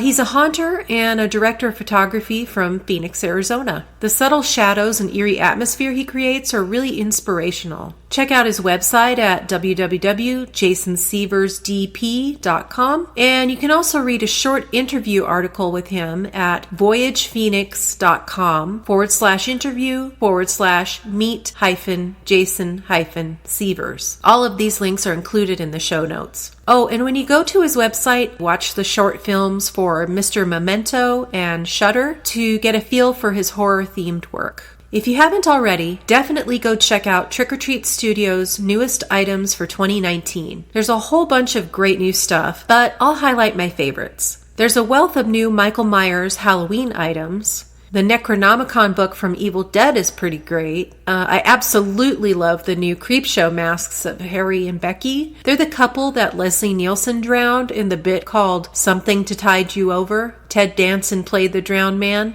Classic. There's lots of new Pennywise the Clown items. And remember that creepy bear dog man that was giving a BJ to the other guy in The Shining? Well, now you can be him for Halloween because Trick or Treat Studios has a Roger the Dogman mask. Just go to trickortreatstudios.com and peruse all the great new stuff. That's trickortreatstudios.com. And finally, if you're looking for a gift for someone who's a Halloween or horror lover and don't want to spend a lot, but you also want something that's kind of awesome, I want to recommend a cool shop on Etsy called Bedlam Supply Company. Their products celebrate Halloween, horror, and 80s nostalgia. I've bought a few of their banner garlands, and I really love them. A few of my favorite banner garland sets are themed with The Twilight Zone, The Shining, Beetlejuice, The Addams Family, Nightmare on Elm Street, and Little Halloween Creeps, which features photos of kids in old-timey Halloween costumes. They have awesome pill stash tins. Check out the ones that look like Victorian labels for arsenic and cyanide. Those are about $6.50. They also have a bunch of pinback buttons, both single, large buttons and sets of smaller buttons. My favorites of those are probably the Ladies of Horror, featuring Morticia Addams, Lily Munster, Elvira, and Vampira, and Vladislav from What We Do in the Shadows. His button says, "Dead but Delicious." There's also Scary Stories to Tell in the Dark buttons featuring Gamel's amazing artwork.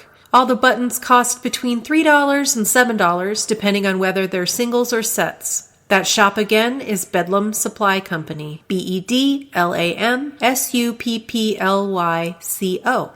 And I think that about wraps it up for me this time. Until we meet again, keep it creepy and keep creating. I'll be here, covertly crawling around the coolest crevices of the darkest web. By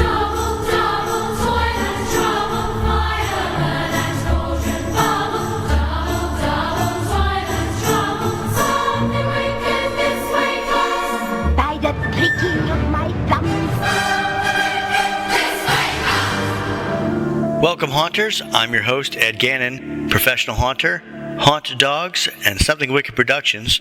And in this episode of Something Wicked, we'll talk about automating your show.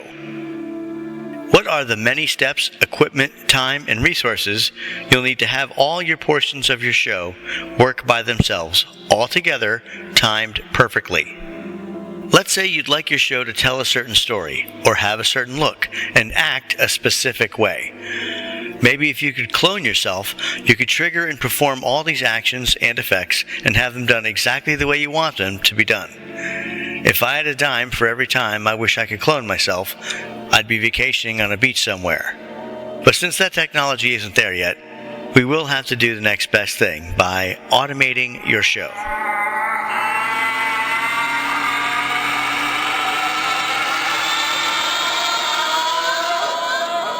What does automating your show mean?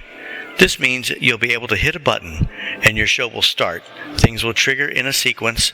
Effects and sounds will be timed to perform in a way that tells your story with no more input from you after that initial button push. Until the next group goes in, for example, and then you'll push that button again. This doesn't mean you still can't interact with your guests or your show. It just means you can have a background to perform against. Maybe you're adding the sequence to your existing show or using it to start up for the very first time. In any scenario, it's the extremely rare occurrence where you can open a door and have the haunt ready to open. This is a way to help that ideal come to fruition. The reason I decided to pick this subject is I'm actually doing this right now in Salem for a good friend of mine. Eric Rodenheiser owns and operates Gallows Hill Theater and the Lost Museum Haunted Attraction. If you're ever in the town of Salem, Mass., you owe it to yourself to see them. They're usually open during the summer season and, of course, October. It's one of the best attractions in town. The theater show he produces, like many things in Salem, has to do with the witch trials and usually incorporates several actors portraying roles and moving props or effects.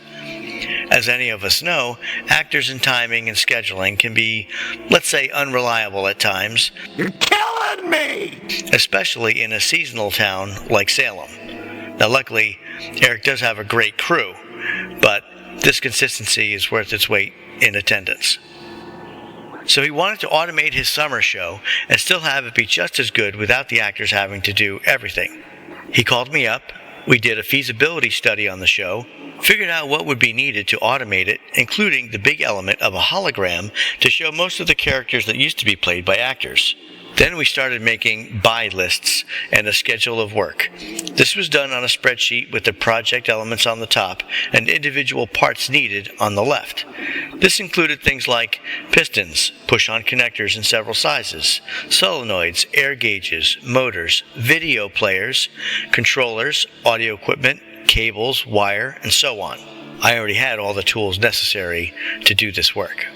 Keeping in mind, there are so many things you may need in any show that you can't foresee until you actually need them. So plan for that. Don't be shocked by it. Don't let things frustrate you. Roll with those punches. The list we made is extensive and a bit expensive, but when adding up what actors' pay costs for the summer, still a huge savings. If this sounds like a daunting task, it certainly can be, but you have control over how much you automate and how complicated it gets. Think of your show like a movie. There's a beginning, a middle, and an end. No matter your theme, you're telling a story, a string of effects and experiences. And the cool thing is, this will be the same every time for every group. Even better, if you ever want to change it, once you automate something, all you need to do is trigger it at the proper time, and you can change your show as often as you like, just by sitting at the computer. We thought about what a reasonable amount of effects could be transferred from his live show, which mechanism or media would best represent or replace them, then how to control it all. For the sake of this segment, we'll stick with the controllers from Fright Props. The theater already has a DMX system, so I used a 120-volt relay plugged into that to start the new controllers. For everything we wanted to do, it would require 2 FlexMax 16s. They'd be used starting at the same time, which would give us 32 different things we could trigger and make move. 2 Bootunes MP3 controllers were used, so the illusion of 4 separate booming footsteps would come from under the catwalk and proceed into the audience, each getting closer as they go. 2 sets of computer speakers using separate left and right tracks accomplish this trick. Lastly, 4 bright sign video players were used to play movies on a main projector on stage, 2 TVs taking the place of windows the actors used to pop out from behind, and a backstage projector to shoot ghosts on scrimcloth. So Mr. Rodenheiser rewrote the entire show and filmed a bunch of different actors and characters portraying all the roles. We had done some testing with a projection screen on the stage and a piece of plexiglass using both projectors and large televisions. After all the options, pros and cons, he decided to go with a giant piece of plexi, 10 foot tall by 6 foot wide, as a reflective surface and a projector shooting toward the floor. The reason it was so big was so no matter where the guests sat in the audience, the characters would still appear on a reasonable space on the stage. The actors were filmed sitting down against a green screen, and there's a bench behind the plexiglass on stage, which makes all the characters appear to be sitting on it no matter where you are in the audience. The hologram effect was the biggest change in the show, and without it, none of this would work. Luckily, it looks pretty good. Getting the angle less than 45 degrees, usually used in a Pepper's Ghost or other reflective gag, was the difficult part. If the plexi leaned out too far into the front of the stage, there would be no way to hide the edges, and the angle of the reflection would not allow some guests to see every effect. When we used a projector on the ceiling, shooting video down onto a ramp instead of the flat stage, painted white, in front of the plexiglass, then the correct illusion finally fell into place. The ramp on the stage was leaning up at a 15-degree angle, and the plexi was leaning forward at about 15 degrees as well. Then I started creating all the practical effects and how to move them. Several things moved during the show, including some ghostly effects. Books slid by themselves on a bookshelf, a chair rocked while empty, and a table slid back against a wall. For the books and table, I used pistons, and a wiper motor was used to rock the chair. Each piston could be triggered with 12 volts from the BooBox FlexMax 16s, but each setup contained an air regulator from Harbor Freight, a 5-hole solenoid, which means it uses air to open and to close it, and most importantly, allows the use of air restrictors on the exhaust side of the solenoid. With restrictors, I could regulate how fast any piston opens or closes. These pneumatic pistons also needed the mounting brackets, front and back, along with a cleat at the top of the piston to push whatever you're moving. Add to that the 1/8-inch air fittings for the cylinder and the 1/4-inch ones for all the other elements: air hoses, quick disconnects, T-connectors, and reducers. At one point, a witch cast a spell towards the audience, so we wanted a big air blast on the guests' heads. And from the magic of eBay came a Venturi nozzle. This uses air to push even more air through a ring with holes in it, creating a vortex of wind. If you feed it with 80 psi, for example, the resulting gust of air feels like 3 times that. Then there are a set of double doors which open to reveal the ghost backstage on a hologram, film, or scrim. This used a big 31-inch stroke piston, which, with the exhaust regulators, worked great. Pots and pans also move from side to side on the stage, and for this I used a slow motor like the ones you have in a deer animation at Christmas time on your lawn. Some pistons were also used to move a table back and forth, bats came up and down, and some nooses swang from the audience's ceiling. That took me about 2 weeks, and now that all the practical effects were wired up to the controllers, it was time to start programming the show. When I do this, I always start with the audio first, as this is the timing of every event in the show. Problem was, this had 4 video sources, each with their own audio, and a main background track that used to have everything that the actors did not say in it, and some other sound effects. Whoa, stop right there. A new sound mixer with 16 channels, 8 stereo, was added to their existing sound system to accommodate all the new sound sources. What I needed was a continuous background sound file that I could then plan all the effects around, including any sound effects to go with those already built in. The show was only 15 to 20 minutes, and the videos had their own sound, so the trick was to have a separate track with all the sound from all those videos that I could play along with the rest, so I could get the timing right. For this, I use Acid Music Studio. It's what I mixed this show on. Any multi-track audio editing software will do it though, and the whole thing is done from my laptop. This lets you put those video soundtracks in with the rest of the music and effects. Get all your timing down, then when you're happy with it, simply mute the video tracks and export the rest. Voila, now you have a complete soundtrack. All the sounds, all the music without the video sounds. Now the reason we did it that way is if you had all the sounds on one track, trying to sync up the sounds from the video without using their own sound sources, like from the video itself, would be a logistical nightmare. Not to mention, if there were any changes in timing, you'd have to re-record or edit the entire background audio. This way, small edits don't affect the soundtrack at all. Easy peasy. If all this sounds crazy complicated or I lost you about 10 minutes ago, don't worry. I'm more of a I understand it when you're in the middle of it kind of guy myself. One step at a time, and it's really not that hard, I promise. A few tips here. The video bright sign players were a bit of an issue only because we didn't get small enough micro SD cards. I bought 64 gigabyte cards because they were on sale, but the biggest the player will take is 32 gigabytes. I formatted the bigger ones to FAT32, which is required for the micro SD cards and the bright sign player, but it would not play video until we used smaller capacity cards. Then, no hiccups. Just do your best to have the things you need before you start. This will allow you to get things done in a timely manner, and those little successes are pretty gratifying. Keep in mind and plan for things like the SD card incident, things you didn't plan for, things you didn't know, things that no one is going to tell you, and you don't understand until you get there. With that, Eric hits a button, and the show goes off without a hitch. Whew. So worth it. Now for the October show, some of the automations we built will stay and interact with the actors, so now they can focus on their performance instead of pulling strings, levers, and floating heads in front of windows. Awesomeness. Also, if you guys have any questions on this at all, it is very complicated. Feel free to write me or call me or catch me on Facebook. I'm pretty easy to find. Oh, look at the time. All right, we'll wrap up this segment for now. In future segments, we'll talk about more aspects of professional haunting, their methods, philosophies, how-tos, so much more. But I see your moments here are up, so until the next time, be safe. This is Wick Ed Gannon, www.somethingwickproductions.com, saying, have a wicked day.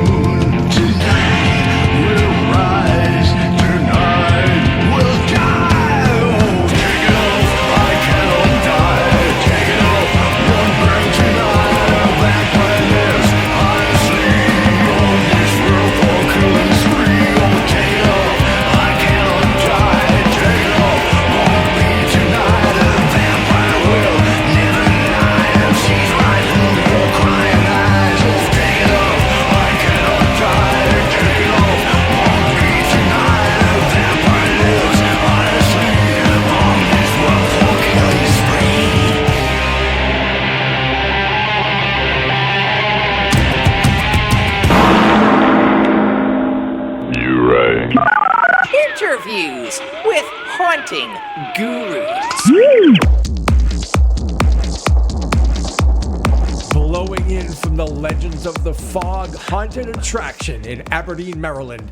I'm hanging out with the project manager, Michael MJ. Jonathan, what's shaking, MJ? Hey, how's it going? Thank you for having me. This is super cool. So, oh, the pleasure's all on this side of the table. Anyway, too kind. Yeah, it was kind of funny when we were chatting on Facebook Messenger, and you were like, "No, dude, man, I'm really excited," and I'm like, "Have you listened to the show yet?"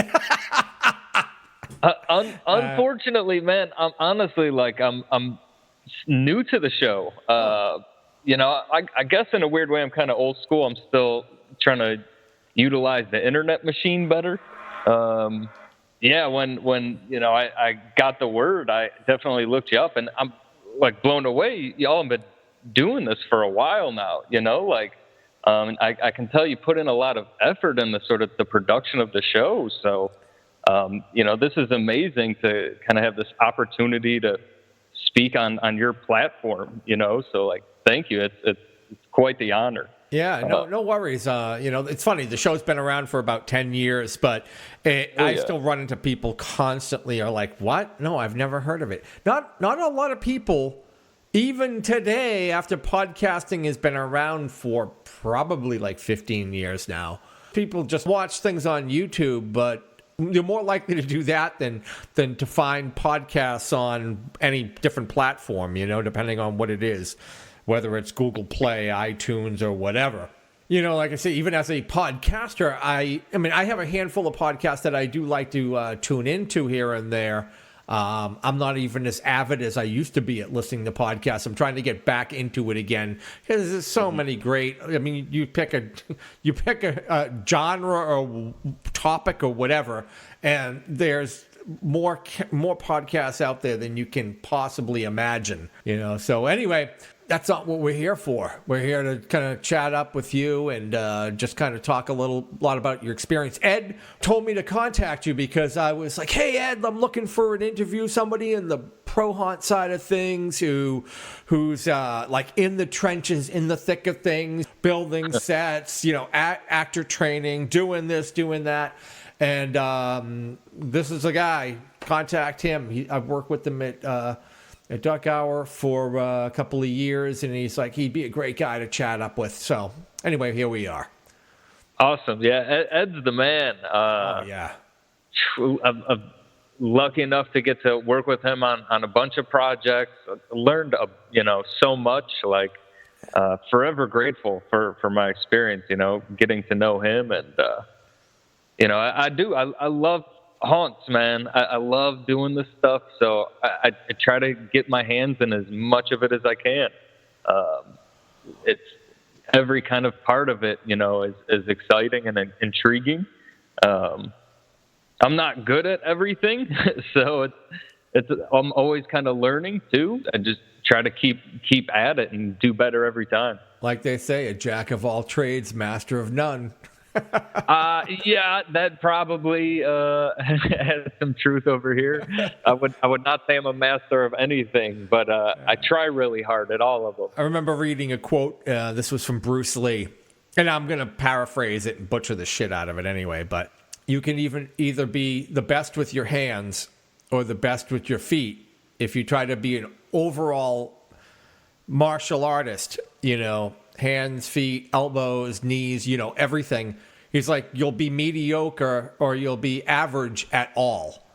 So, you know what I mean? Like you can't, because if you only focus on one thing, if you only focus on punching a guy in the face, you're going to get really good and you'll be an expert at punching some guy in the face, but and I think that kind of applies to no matter what. But of course, there's so many different facets of haunting. How could you possibly be amazing at them all? There's just too much.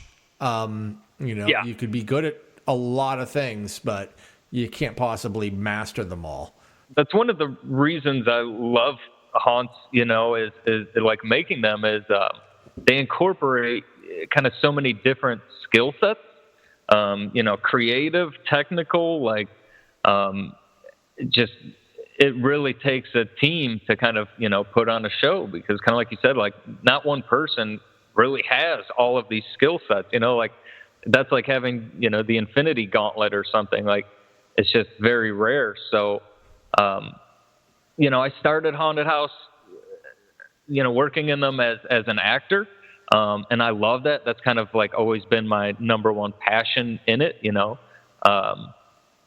But I think I kind of started to realize, well, if I want to do more work in the industry, then I have to learn some additional skill sets in order to kind of find that work. Haunted house acting is there's a lot less of that going on than there is haunted house building, or even haunted house promoting. So I've just figured, what, I better learn as much as I can in every department so I can be, hopefully helpful to anybody. Yeah, you have to. You really. It's almost you have to be a Renaissance man. You have to be able to do it all. I mean, I just look at the things that I've picked up over the years, and believe me, I'm not great at all of these things, but you pick up little things like how to paint a set, how to do this technique, or learning VSA for a 3-axis skull, or programming a prop controller, and there's all kinds of different controllers, makeup, and all of these there's so many pieces of the puzzle. It's unbelievable. So anybody who can even could be average at them all is still probably close to be considering a master. Like you say, you talk to a guy like Ed, who, oh my God, the skill set this guy has is unbelievable. Yeah, the human Swiss Army knife.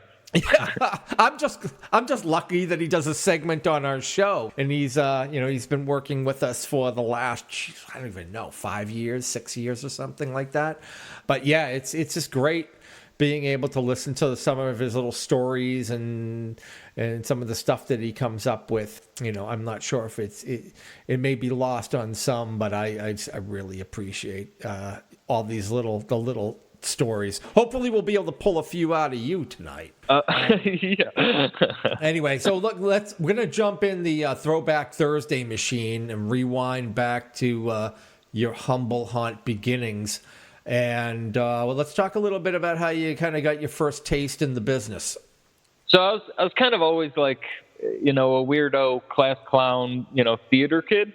I liked kind of playing pretend with my G.I. Joes or some kind of homemade costumes.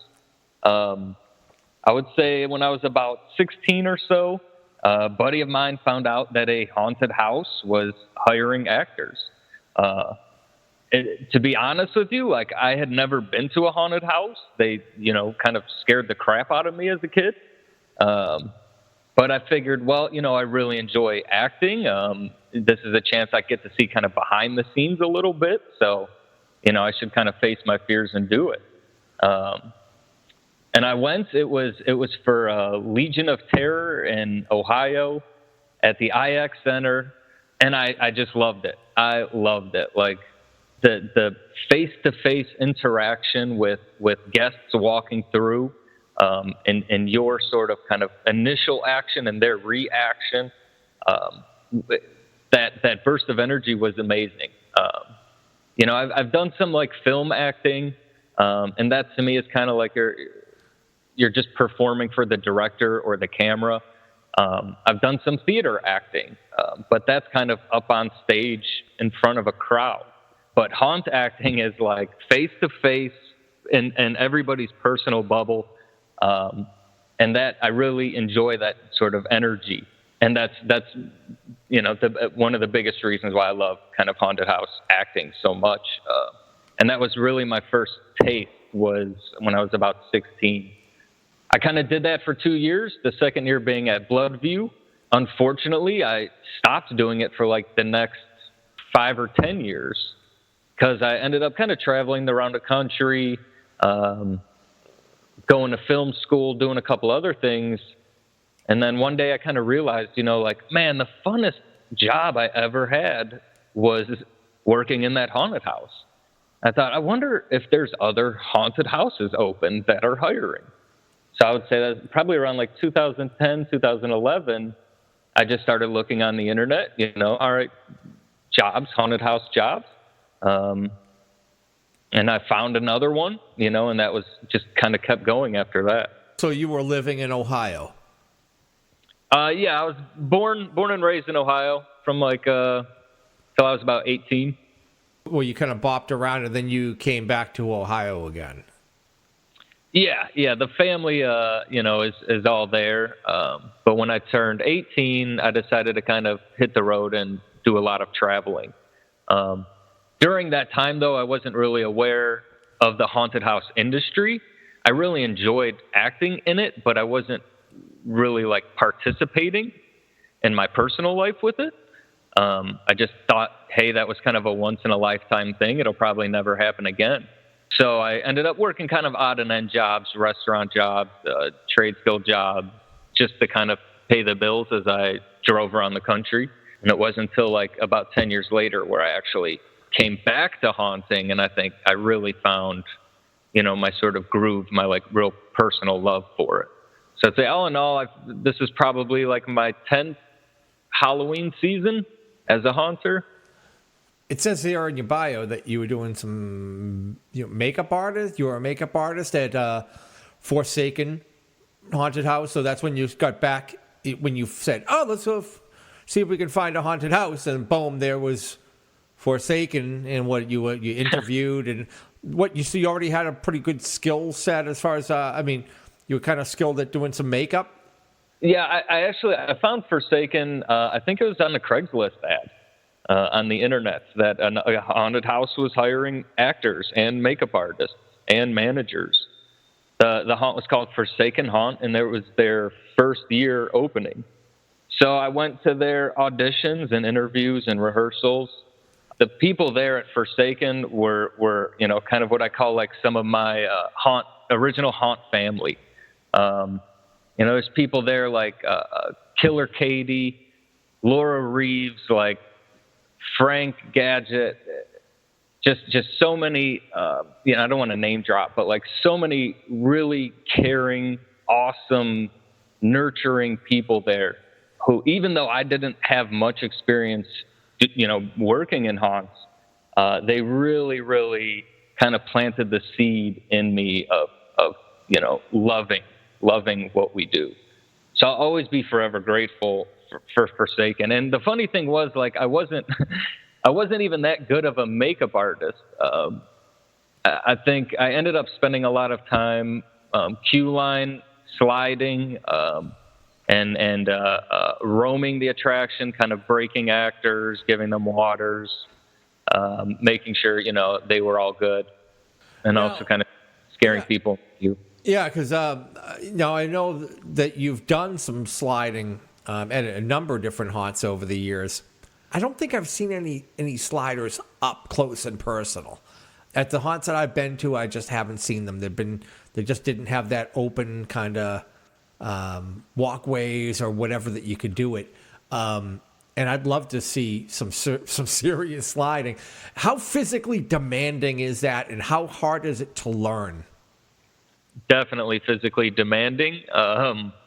You're kind of basically wearing knee pads with a hard plastic cover.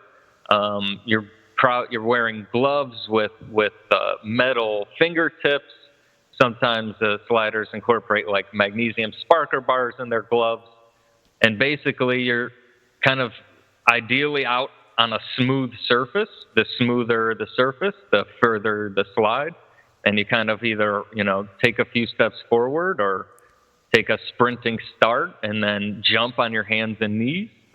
And that kind of your momentum forces you to slide against, the surface that you're on. It gets a great reaction from crowds, especially in queue lines, especially if you're on a good kind of smooth surface, even blacktop or a smooth asphalt. The noise it makes, the sparks that they create. I called it bowling because, you get a good circle of people standing around.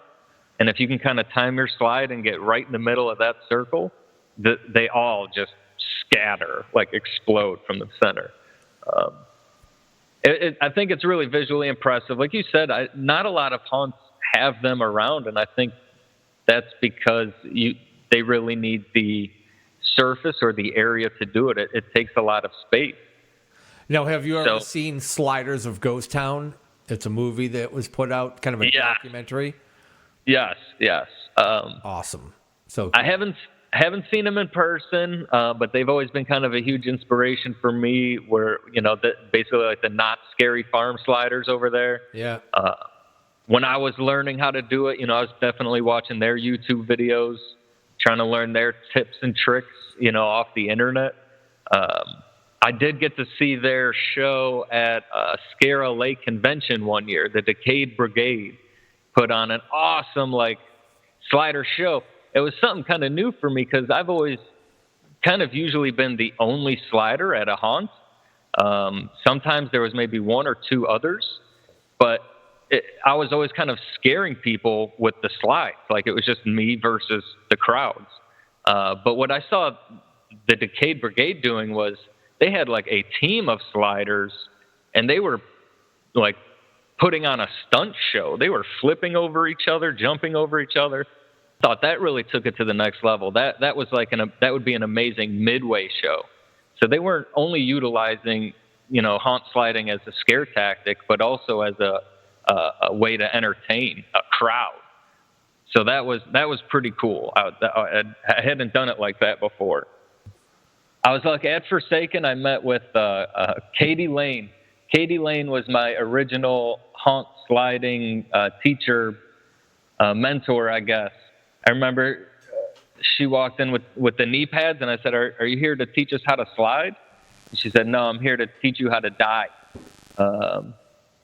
And she gave us, a few hours, me and maybe a handful of others who were really into it, gave us a few hours of some tips and tricks, and basically almost every weekend after that, myself and a few others would come into the haunt and just practice. We put hours and hours into it.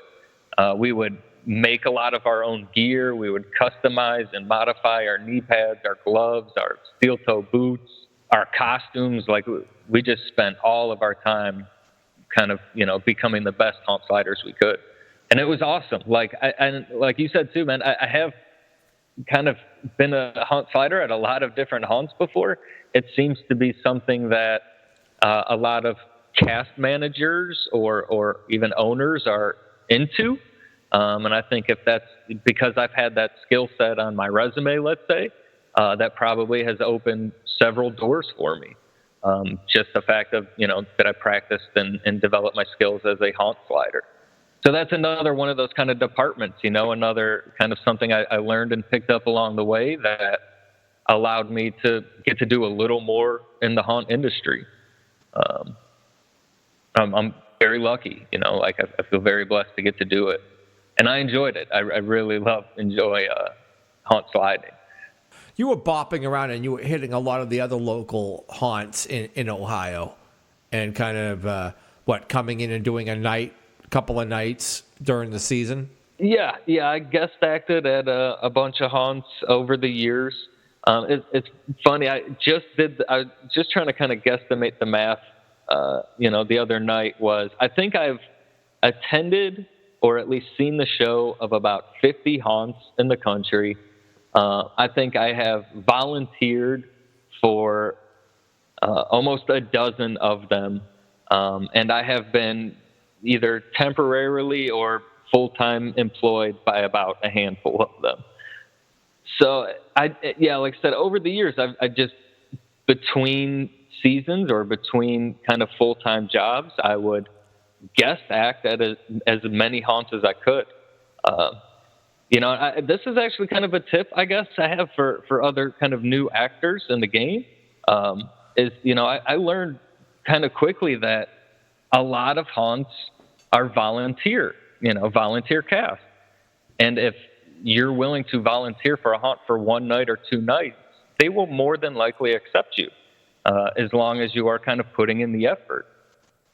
So I thought, well, why don't I just go to every haunt around and ask them if I can volunteer for them? And luckily, I did that about 5 times, and pretty much every haunt said yes. They all allowed me to, come guest act for 1 night or 2 nights. And it was really fun. I did that for a year or 2, where I just kind of guest acted at a lot of different haunts. And it was amazing. It was a great learning experience to see how everyone else kind of does the same things, but differently. It was a really fun way to kind of get to experience like the variety of shows and haunts that are going on, So I'm very grateful, but I also try to put myself in a place, where the opportunities are. I go on the internet, I go on the websites, and I look for the jobs. I look for the chance, and I kind of put my name in the hat and hope for the best. Were you going in with a certain character that you were using on a regular basis? I would say for the most part, I brought my own costumes or characters. That's, like I said, acting is one of my favorite parts about it, and getting to create my own characters, comes right with that.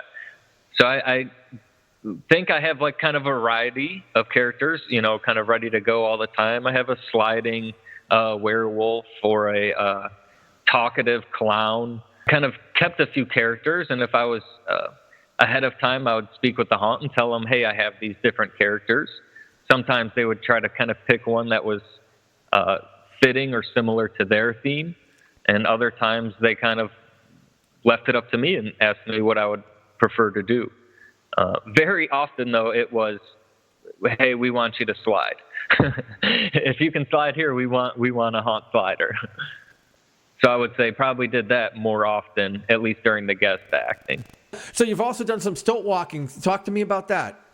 Yep. I've been a stilt walker for about 5 or 6 years now. I like to.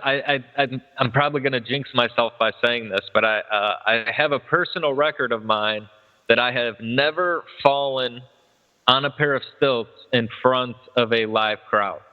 I have walked miles in front of a live crowd. Yes, exactly. Practice all the time, but I've walked miles in 4th of July parades. I've walked miles inside of haunts. I've walked miles outside in queue lines. And I'm kind of personally proud to say I've never fallen in front of a live crowd before. But it's tough work too. Again, very physically demanding. Your legs are sore, your back hurts. I've done normal stilts. I really enjoy doing like the quad stilt creatures. I'm sure you've seen those. That it's like a kind of like a pair of crutches, like a crutch on each arm, and they're usually like a big pair of wings or a giant claw. Yeah, those are cool. I really, really enjoy doing like the quad stilt creatures. It's a lot easier on the back too, because you have 4 points of contact, easier to balance. But yeah, I just think they look awesome, especially in these parades, and kind of summer's coming up soon. Our parade promo season for the fog is happening, in a month or 2. You're out there in the hot, sweaty sunlight, so I think something kind of very big and massive walking down the street behind a float is awesome. So what do you do to get some, to promote the haunt? You'll jump into you guys are... work your way into the 4th of July parade so that you can kind of get some publicity for the haunt? Yeah, we've done a couple like Independence Day parades the past couple years. Feel like we've got a good positive feedback from those. One of the characters or creatures we created specifically for it was a quad stilt, like giant crow. At the fog, we got like the Cornstalker's Corn Maze as one of the attractions, and I got scarecrows, pumpkin creatures, these big kind of ravens. So we called the quad stilt creature like the Baltimore Raven.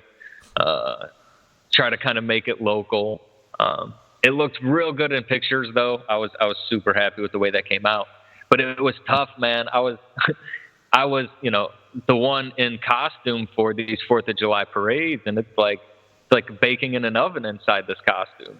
I had a couple actor managers walking around me just throwing bottles of cold water on me because it was so hot in there. But to see the reaction from the crowds and that just kind of feeds me, keeps me going during those long, hellish hot walks down the 4th of July parades. But I think it's worth it. It seems to be worth it. You've worked the House of Horror amusement park? Yeah, House of Horrors amusement park in Miami. It was seasonal, only open, in the month of October. That was the first time I'd ever seen a haunted house packed into a shipping container. They had a bunch of shipping containers, and at the time I was not on like the behind the scenes crew or the build crew. I was just an actor, but I did get to see them kind of, open these containers, pull everything out, and then set up a haunted house. That was really, really amazing. That was the first time I ever kind of saw that happen. I also saw a lot of big numbers there too. Those were some of the biggest crowds I'd seen at the time. There was a big festival that was also included with the haunt and a live band and stuff. So it was a pretty big event. How did you end up going to Australia? It was awesome. I would say, again, kind of, being very lucky and in the right place at the right time. I went to, I think it was an Midwest Haunters Convention. It might have been Trans World, maybe 2012, 2013. And I was just walking the trade show floor, kind of randomly grabbing everyone's business cards and flyers. And I like to collect them all. And then when I get back to the room, I kind of sort through them, find my favorites. And I had this business card that said, haunt actors wanted for Australia. And there was an email on the back. And I sent a message in my resume to the email address and applied.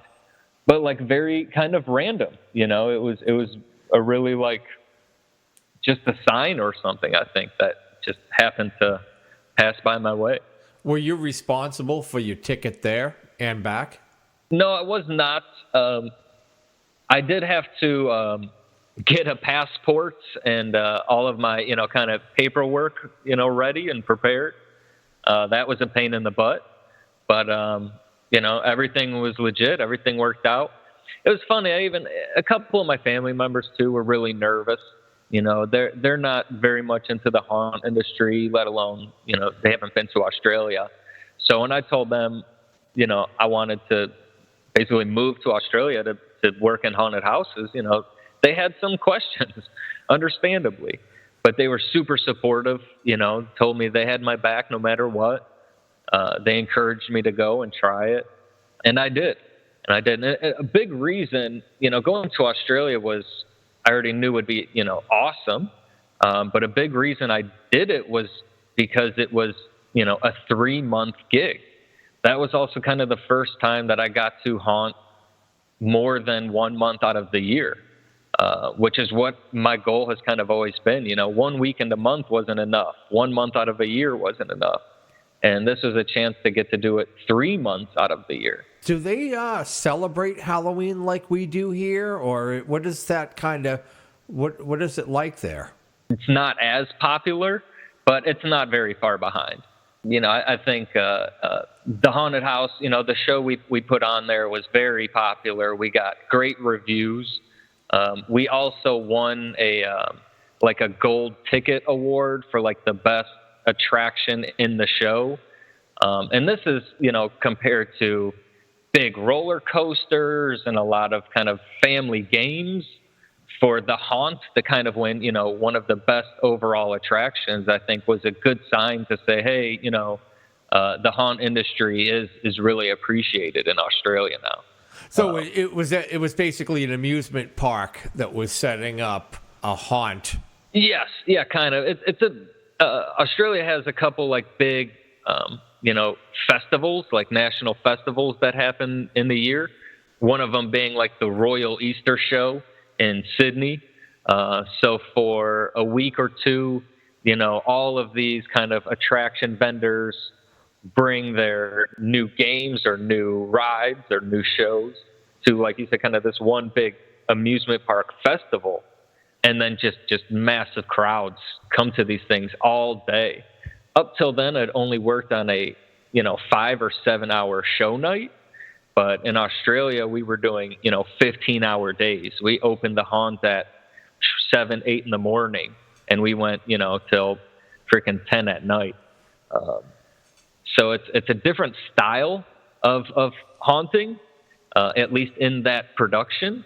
But that's just one example. I mean, there's a lot more haunted houses, I would say, in Australia that are similar or more to the normal haunted house type. So they're taking cues from the American market as far as the haunts, except for their, they are doing things different their own way, but... In my experience, getting to travel around just, the United States, getting to see how haunts in different states do it. Everyone's kind of got their own unique style and way of entertaining. And it's really cool to see, the different cultures doing it. Have you ever been up here to New England? Man, I know there's at least like a dozen up there that I would love to hit on like one trip. How did you end up working with Ed and Alan out at Dark Hour? Again, I guess kind of just putting myself in the right place at the right time. Man, so lucky. So I was in Australia, and that show was coming to an end. I knew it was going to be closing up in a week or two, and that, there was a good chance I would either be going back to America. But at the time, I kind of thought I was really enjoying Australia. There was a good chance I was going to stay there and try to extend my visa and go through that hassle. But I wouldn't get to haunt. I just thought, I'll have to go wash dishes or, serve food. But, hey, I'll get to live in Australia. I said, but, just let me make sure. Let me double check the internet to see if there are any. And I Googled year-round haunted houses. And Dark Hour was one of the first responses that came up. And I went to their website and I clicked on the apply button. And I said, I want to do this all year. Sure, I could live in Australia, but I'd be washing dishes. I said, I want to do haunted houses.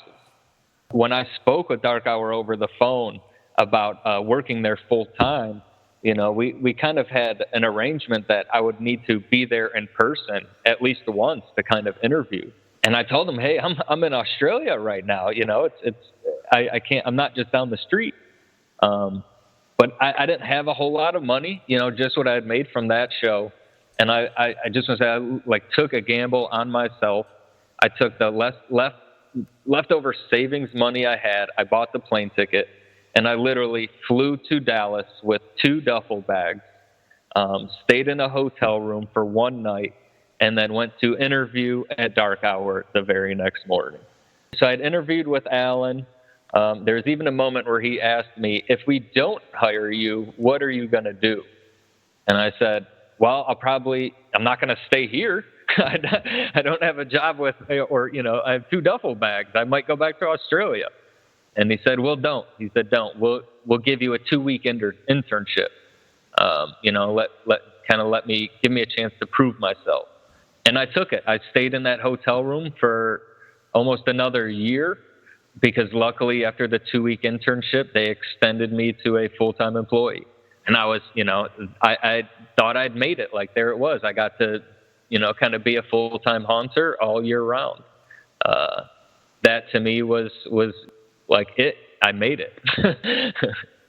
So it was good. It felt really, really good to kind of just get there. And, the amount I learned there and the experiences I had there, the people I met there, it's just countless amounts of good times, countless amounts of learning, and just becoming a better person. Prior, all your work experience was pretty much you were sliding, you were acting, you were doing like queue line, whatever, but you weren't doing a lot of building, the hands-on stuff behind the scenes. Am I correct? Yeah, I had way more experience as an actor, or even an actor trainer. I had made a couple props. I made my own costumes.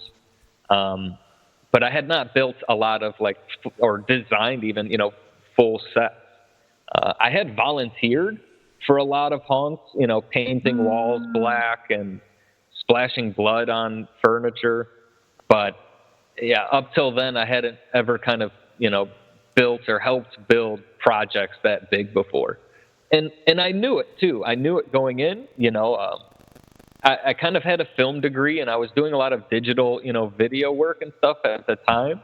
But I knew I wanted to get better with my hands. It was an area that wasn't one of my strengths, and I saw potential to develop my skills to become more valuable to haunted houses.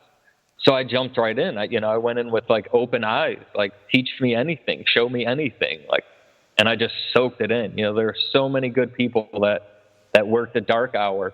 I was just a sponge, just whatever someone said, I was like, yes, let's do it.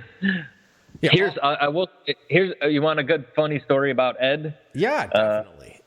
I got a good funny story about Hopefully Ed. Embarrassing, but no, that's okay.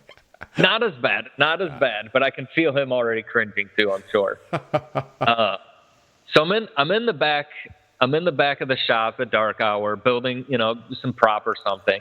And Ed and Alan come walking in with a safety harness, straps and buckles. Ed holds it up. And Ed's like, we want you to wear this. And I was like, okay, for what? And they're like, we want you to try something. And, when Ed comes up to you with a safety harness telling you he wants you to try something, you get nervous.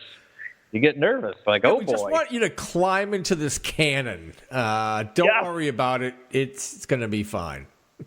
Yes, that was it, so I assumed it was going to be something kind of sketchy. But like I said, these guys are pros, man. I've seen them go big before. So I was like, yeah, let's do it. Whatever it is, at least you got a safety harness, safety first. I'm in. Let's go. It turned out to be we climbed to the top of one of the sets in the show, in the haunt. And we're about 10, 12 feet up in the air, and I'm wearing the safety harness, and Ed kind of straps me into this, cable rig that's attached to the trusses of the building, and he clicks me in, and he says, all right, buddy, you're all good. I said, well, what do you want me to do? He said, walk off the building. I was like, what? Are you crazy? He's like, yeah, just walk off, man. Don't worry. The thing will catch you. And again, I had full trust. It seemed sketchy, but I knew they would not be asking me to walk off, a 10-foot, tall set if it was not safe. So I did it. I took 2 steps forward, boom, fell off the edge. The harness caught me and slowly lowered me down to the ground, safe and sound. And that was kind of my first experience doing that sort of level of stunt work in a haunted house. I've done haunt sliding and stilt walking, and for me, that was kind of the next level. Now we're getting into descender rigs. But I guess at some point they thought I was pretty good at it, so then they hooked me up to a cable, then they hooked me up to a bungee, then they hooked me up to a magnet wall, and I just kept doing it. It was a lot of fun. I'm kind of a smaller dude, but pretty strong, I guess. So I was able to kind of contort my body into performing some of these, very physically demanding acting roles. And it was awesome. I love it. Stunt acting is super fun. Super, super fun. Very sore. Is your body paying the price now, or? I wonder. My knees, I can feel it in my knees now, a night of sliding. I definitely want to go home and ice those down. Maybe I'm just getting older. It's haunt, man. Haunt sliding is definitely a young man's game.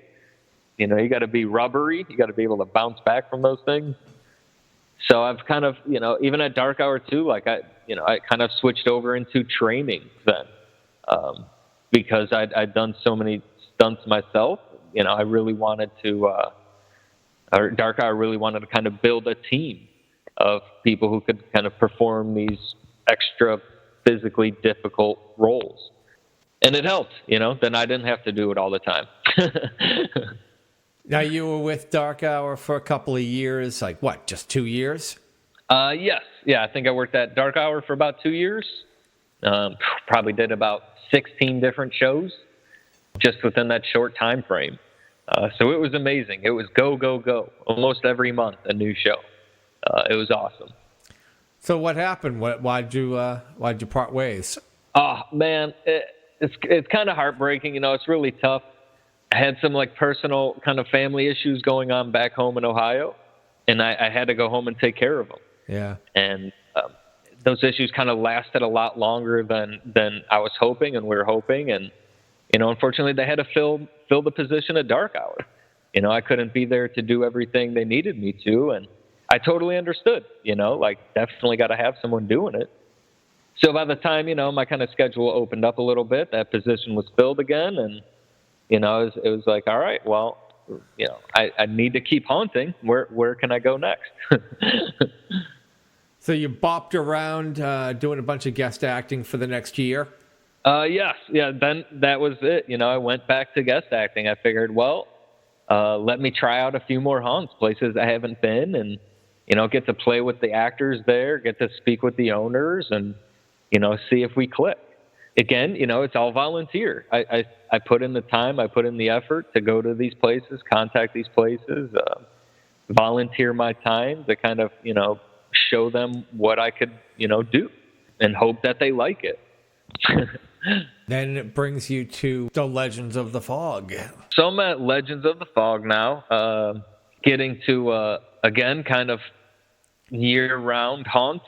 I've been hired to do a lot of the production management side of things. I think mainly that's because again, I'm not super great at anything, but I have some knowledge in a lot of little things. And so I kind of, have been able to help mediate, being the guy with my hands in the dirt and my boot in the ground, to communicate with the other managers and other staff to get everybody what they need, to put on a good show. Now, I'm not familiar with Legends. Has that been around for a number of years, or is it more of a new haunt? Actually, this year is Legends of the Fog's 13th year. So they've been at it a while, started out, let's say, kind of small, it's just a close family with a bunch of friends. And they were scaring people way before I ever got here. And they, I guess, scared so many people so well that, they had the chance to expand and grow and, hire on some full-time staff. I spend all of my time thinking about Legends, planning Legends, building Legends, loving Legends. It's awesome. I feel, again, super lucky, very blessed that I get to do something I love for a living. It's not all glitters and gold. Even though I love what I do, there's still difficult times. I run into obstacles and problems, and build projects all day long. I like to say what I do is more of just creative problem solving. It's tough. It's not easy. It's a lot of fun. So you really got to have a passion and a love for it to kind of do it every day. What's the size of the haunt? Man, we're huge. Like, I would say we have 2 indoor attractions. Those are about 20-minute walkthroughs. Probably we have an outdoor corn maze. That's probably like a 30-minute walkthrough. Then we also have a haunted hayride out in the woods, which is like a wagon, tractor-pulled wagon. And that's probably about 25 minutes long. So overall, you're getting, a good hour and a half's worth of show, which I think is super impactful. It's high energy. There's a good variety of characters and scares, themes and designs. Like, I like to think there's a little something for everybody in there. Is there an overall theme? Yeah. So Legends of the Fog are kind of, the legends are based around this spooky, eerie green fog that kind of permeates the land. there's something supernatural about this fog that it's turning, let's say, the townspeople into mutants, kind of poisoning the land, and now these supernatural animal creatures are coming back to fight for it. That's kind of like the overarching story. Each attraction does have its own unique theme. That one indoor attraction's like a old school Victorian manor that's been remodeled in like an Art Deco fashion. So that's really cool. Super pretty in there. Very beautiful, like wallpaper and distressing techniques. The corn maze is a lot of like supernatural animal creature hybrids, scarecrows, Baltimore ravens. The hayride is very industrial, kind of post-apocalyptic war zone, mutants battling it out for supremacy. Nice. And then to top it off, the cherry on top, the Sinister Circus, right, where you got the psycho clowns trying to get you to run away and join the show with them. It's very cool variety of themes. And we try to make sure and focus that, that there is, I don't want to sound redundant, but a little something for everyone. You're living the dream right now. Yes, 100%. 100%. Super happy, man. Like, super blessed, super lucky. I do pat myself on the back. I've worked very hard. I've tried to learn a lot. I've spent a lot of money, going to conventions and seminars. And I've been blessed to work with some of the very best in the industry just by happenstance. I'm very lucky. I'm very happy. It feels like it's working, I had delusions at the end of last season, and I actually started talking to Dick Terhune and Ed about what if I was to go into the business, what's the process look like? And this was a number of episodes ago. And by the time I was done with this and starting to do some research, and I'm going, wait a minute, there's no way I could do this without having some really great people. Like if I was in a family environment and I had a bunch of other crazy sons of bitches in my family like me, I'm kind of that like lone wolf, oddball, who really is into this, and nobody else none of my friends are in. I mean, outside of my haunt friends, none of my old friends are into this kind of stuff. Nobody I really know in my normal day-to-day life is into this. So trying to build a group, if I was surrounded by people in my area, then we were all super into it. I could see, let's give it a shot and start out something small and go from there. I'm looking at this going, no, I would have to try to hire these people and bring them in and train them. And I just can't see this happening, not for me. I actually, at this point, and I don't plan on living in Massachusetts probably more than another 4 to 5 years max. I am done with this area, and I'm moving down south. I'm going below the Mason-Dixon, brother. I'm out of here. I'm sick of the cold. Nice. It was May, May 14th, and it was 43 degrees or something here, and I'm like, get me the out of here. I am sick of this shit, Like the weather up here, especially where I live on Cape Cod, it's like January, February, March, June. It's like the weather is the same for 3 months. Brutal. And I'm like, I'm freaking done with this, I definitely, when I move, would like to kind of move somewhere where there's a really cool haunt that I could just work at part-time, even if I was acting a handful of nights. I've never guest acted at any haunts. I'm actually thinking about reaching out to, I don't know where the closest haunt to me is probably at least over an hour, but maybe even just doing a guest night or something and just trying to just getting a taste of it. I've never had a taste of working in a pro haunt. I go to pro haunts every year, but I've never worked at them, I can do my own thing here, and I do like a little walkthrough, though I think this year might be it. I may not be doing my walkthrough anymore. It's too much headache with the neighbors and all the bullshit. So I was thinking, do the big display and put on the somewhat show without doing any type of walkthrough this year, and give out candy and do photo ops and crap. Try to get a few scares here and there, but to get the scare and to get my haunt on, start reaching out to some local haunts and seeing if I can jump in a couple of nights and just to kind of fill that that emptiness I'm going to have from not doing my own little walkthrough. Get your haunt fix in. Exactly. You inspired me, my friend.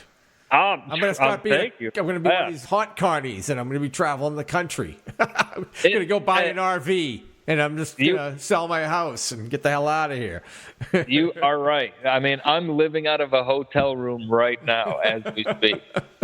I want to do another trip down to Texas and go down to the Dallas-Fort Worth area and check out that whole area and stop in and visit Ed and Alan down at Dark Hour and check out behind the scenes and stuff.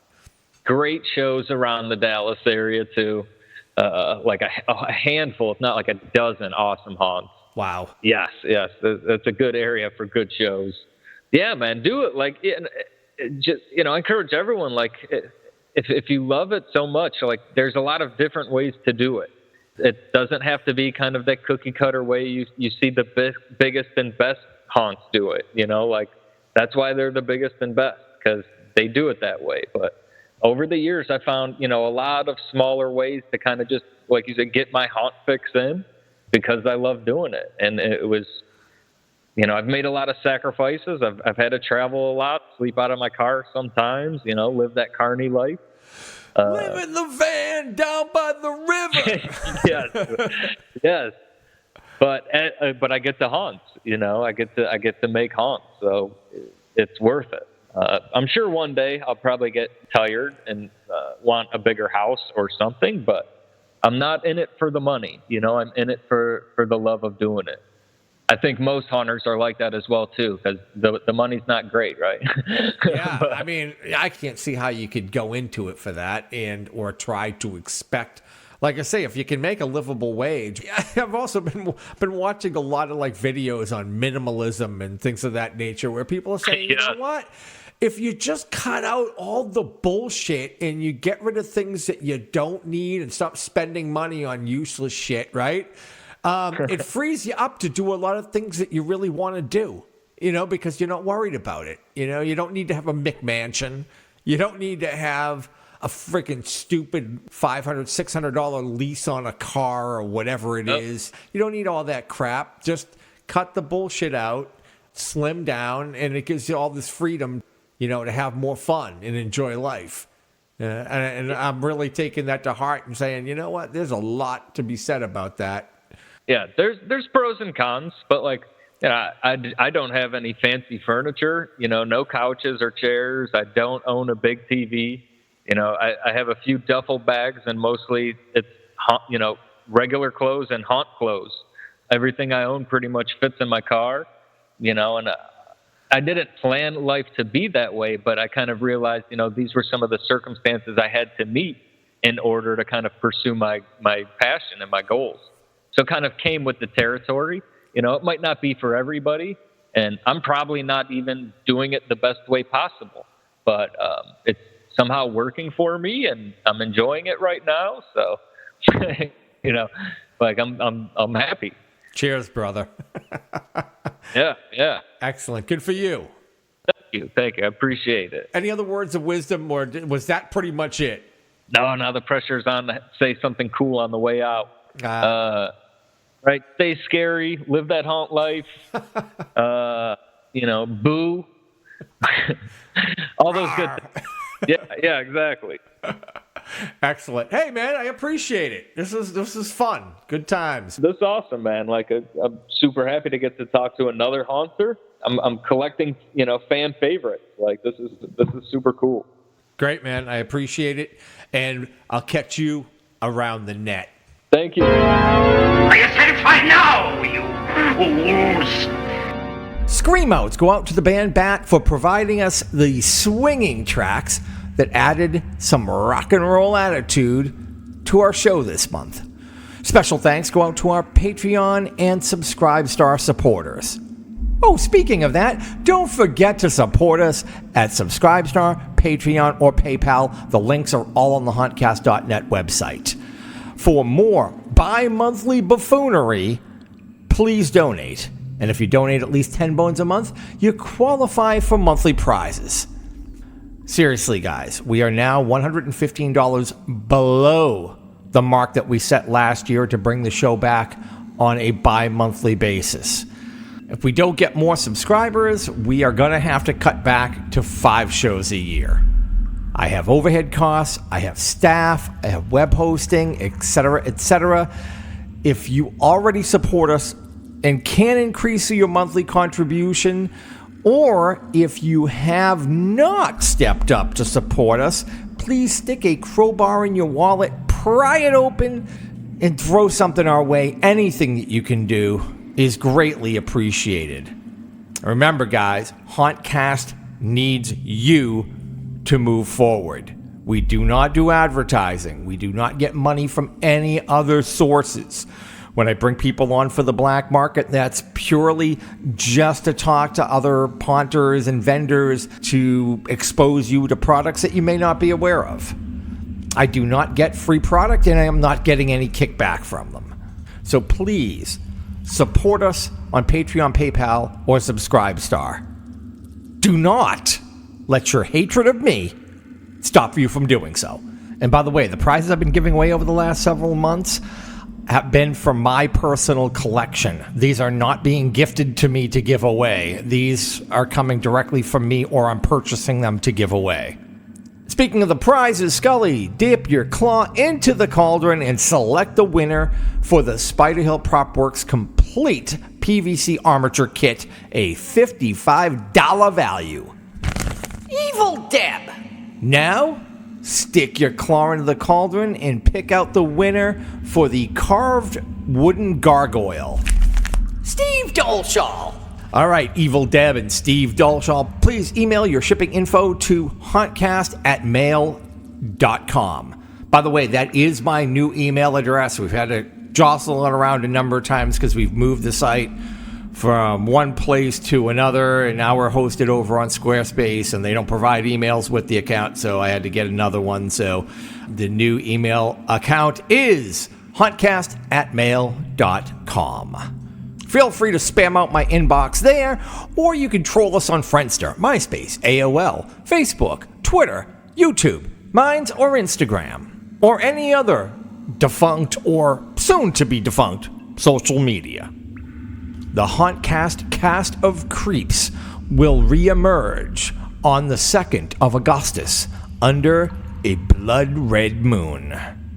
Until then, build, create, design, program, solder, or do whatever it is that you do as we are slowly crawling our way towards October. As for now, the dungeon is closed. Ladies and gentlemen, due to circumstances beyond our control, we are unable to continue the broadcast. But I can't leave them, I can't! Yes, go! You live! I'm going now. Heaven help you.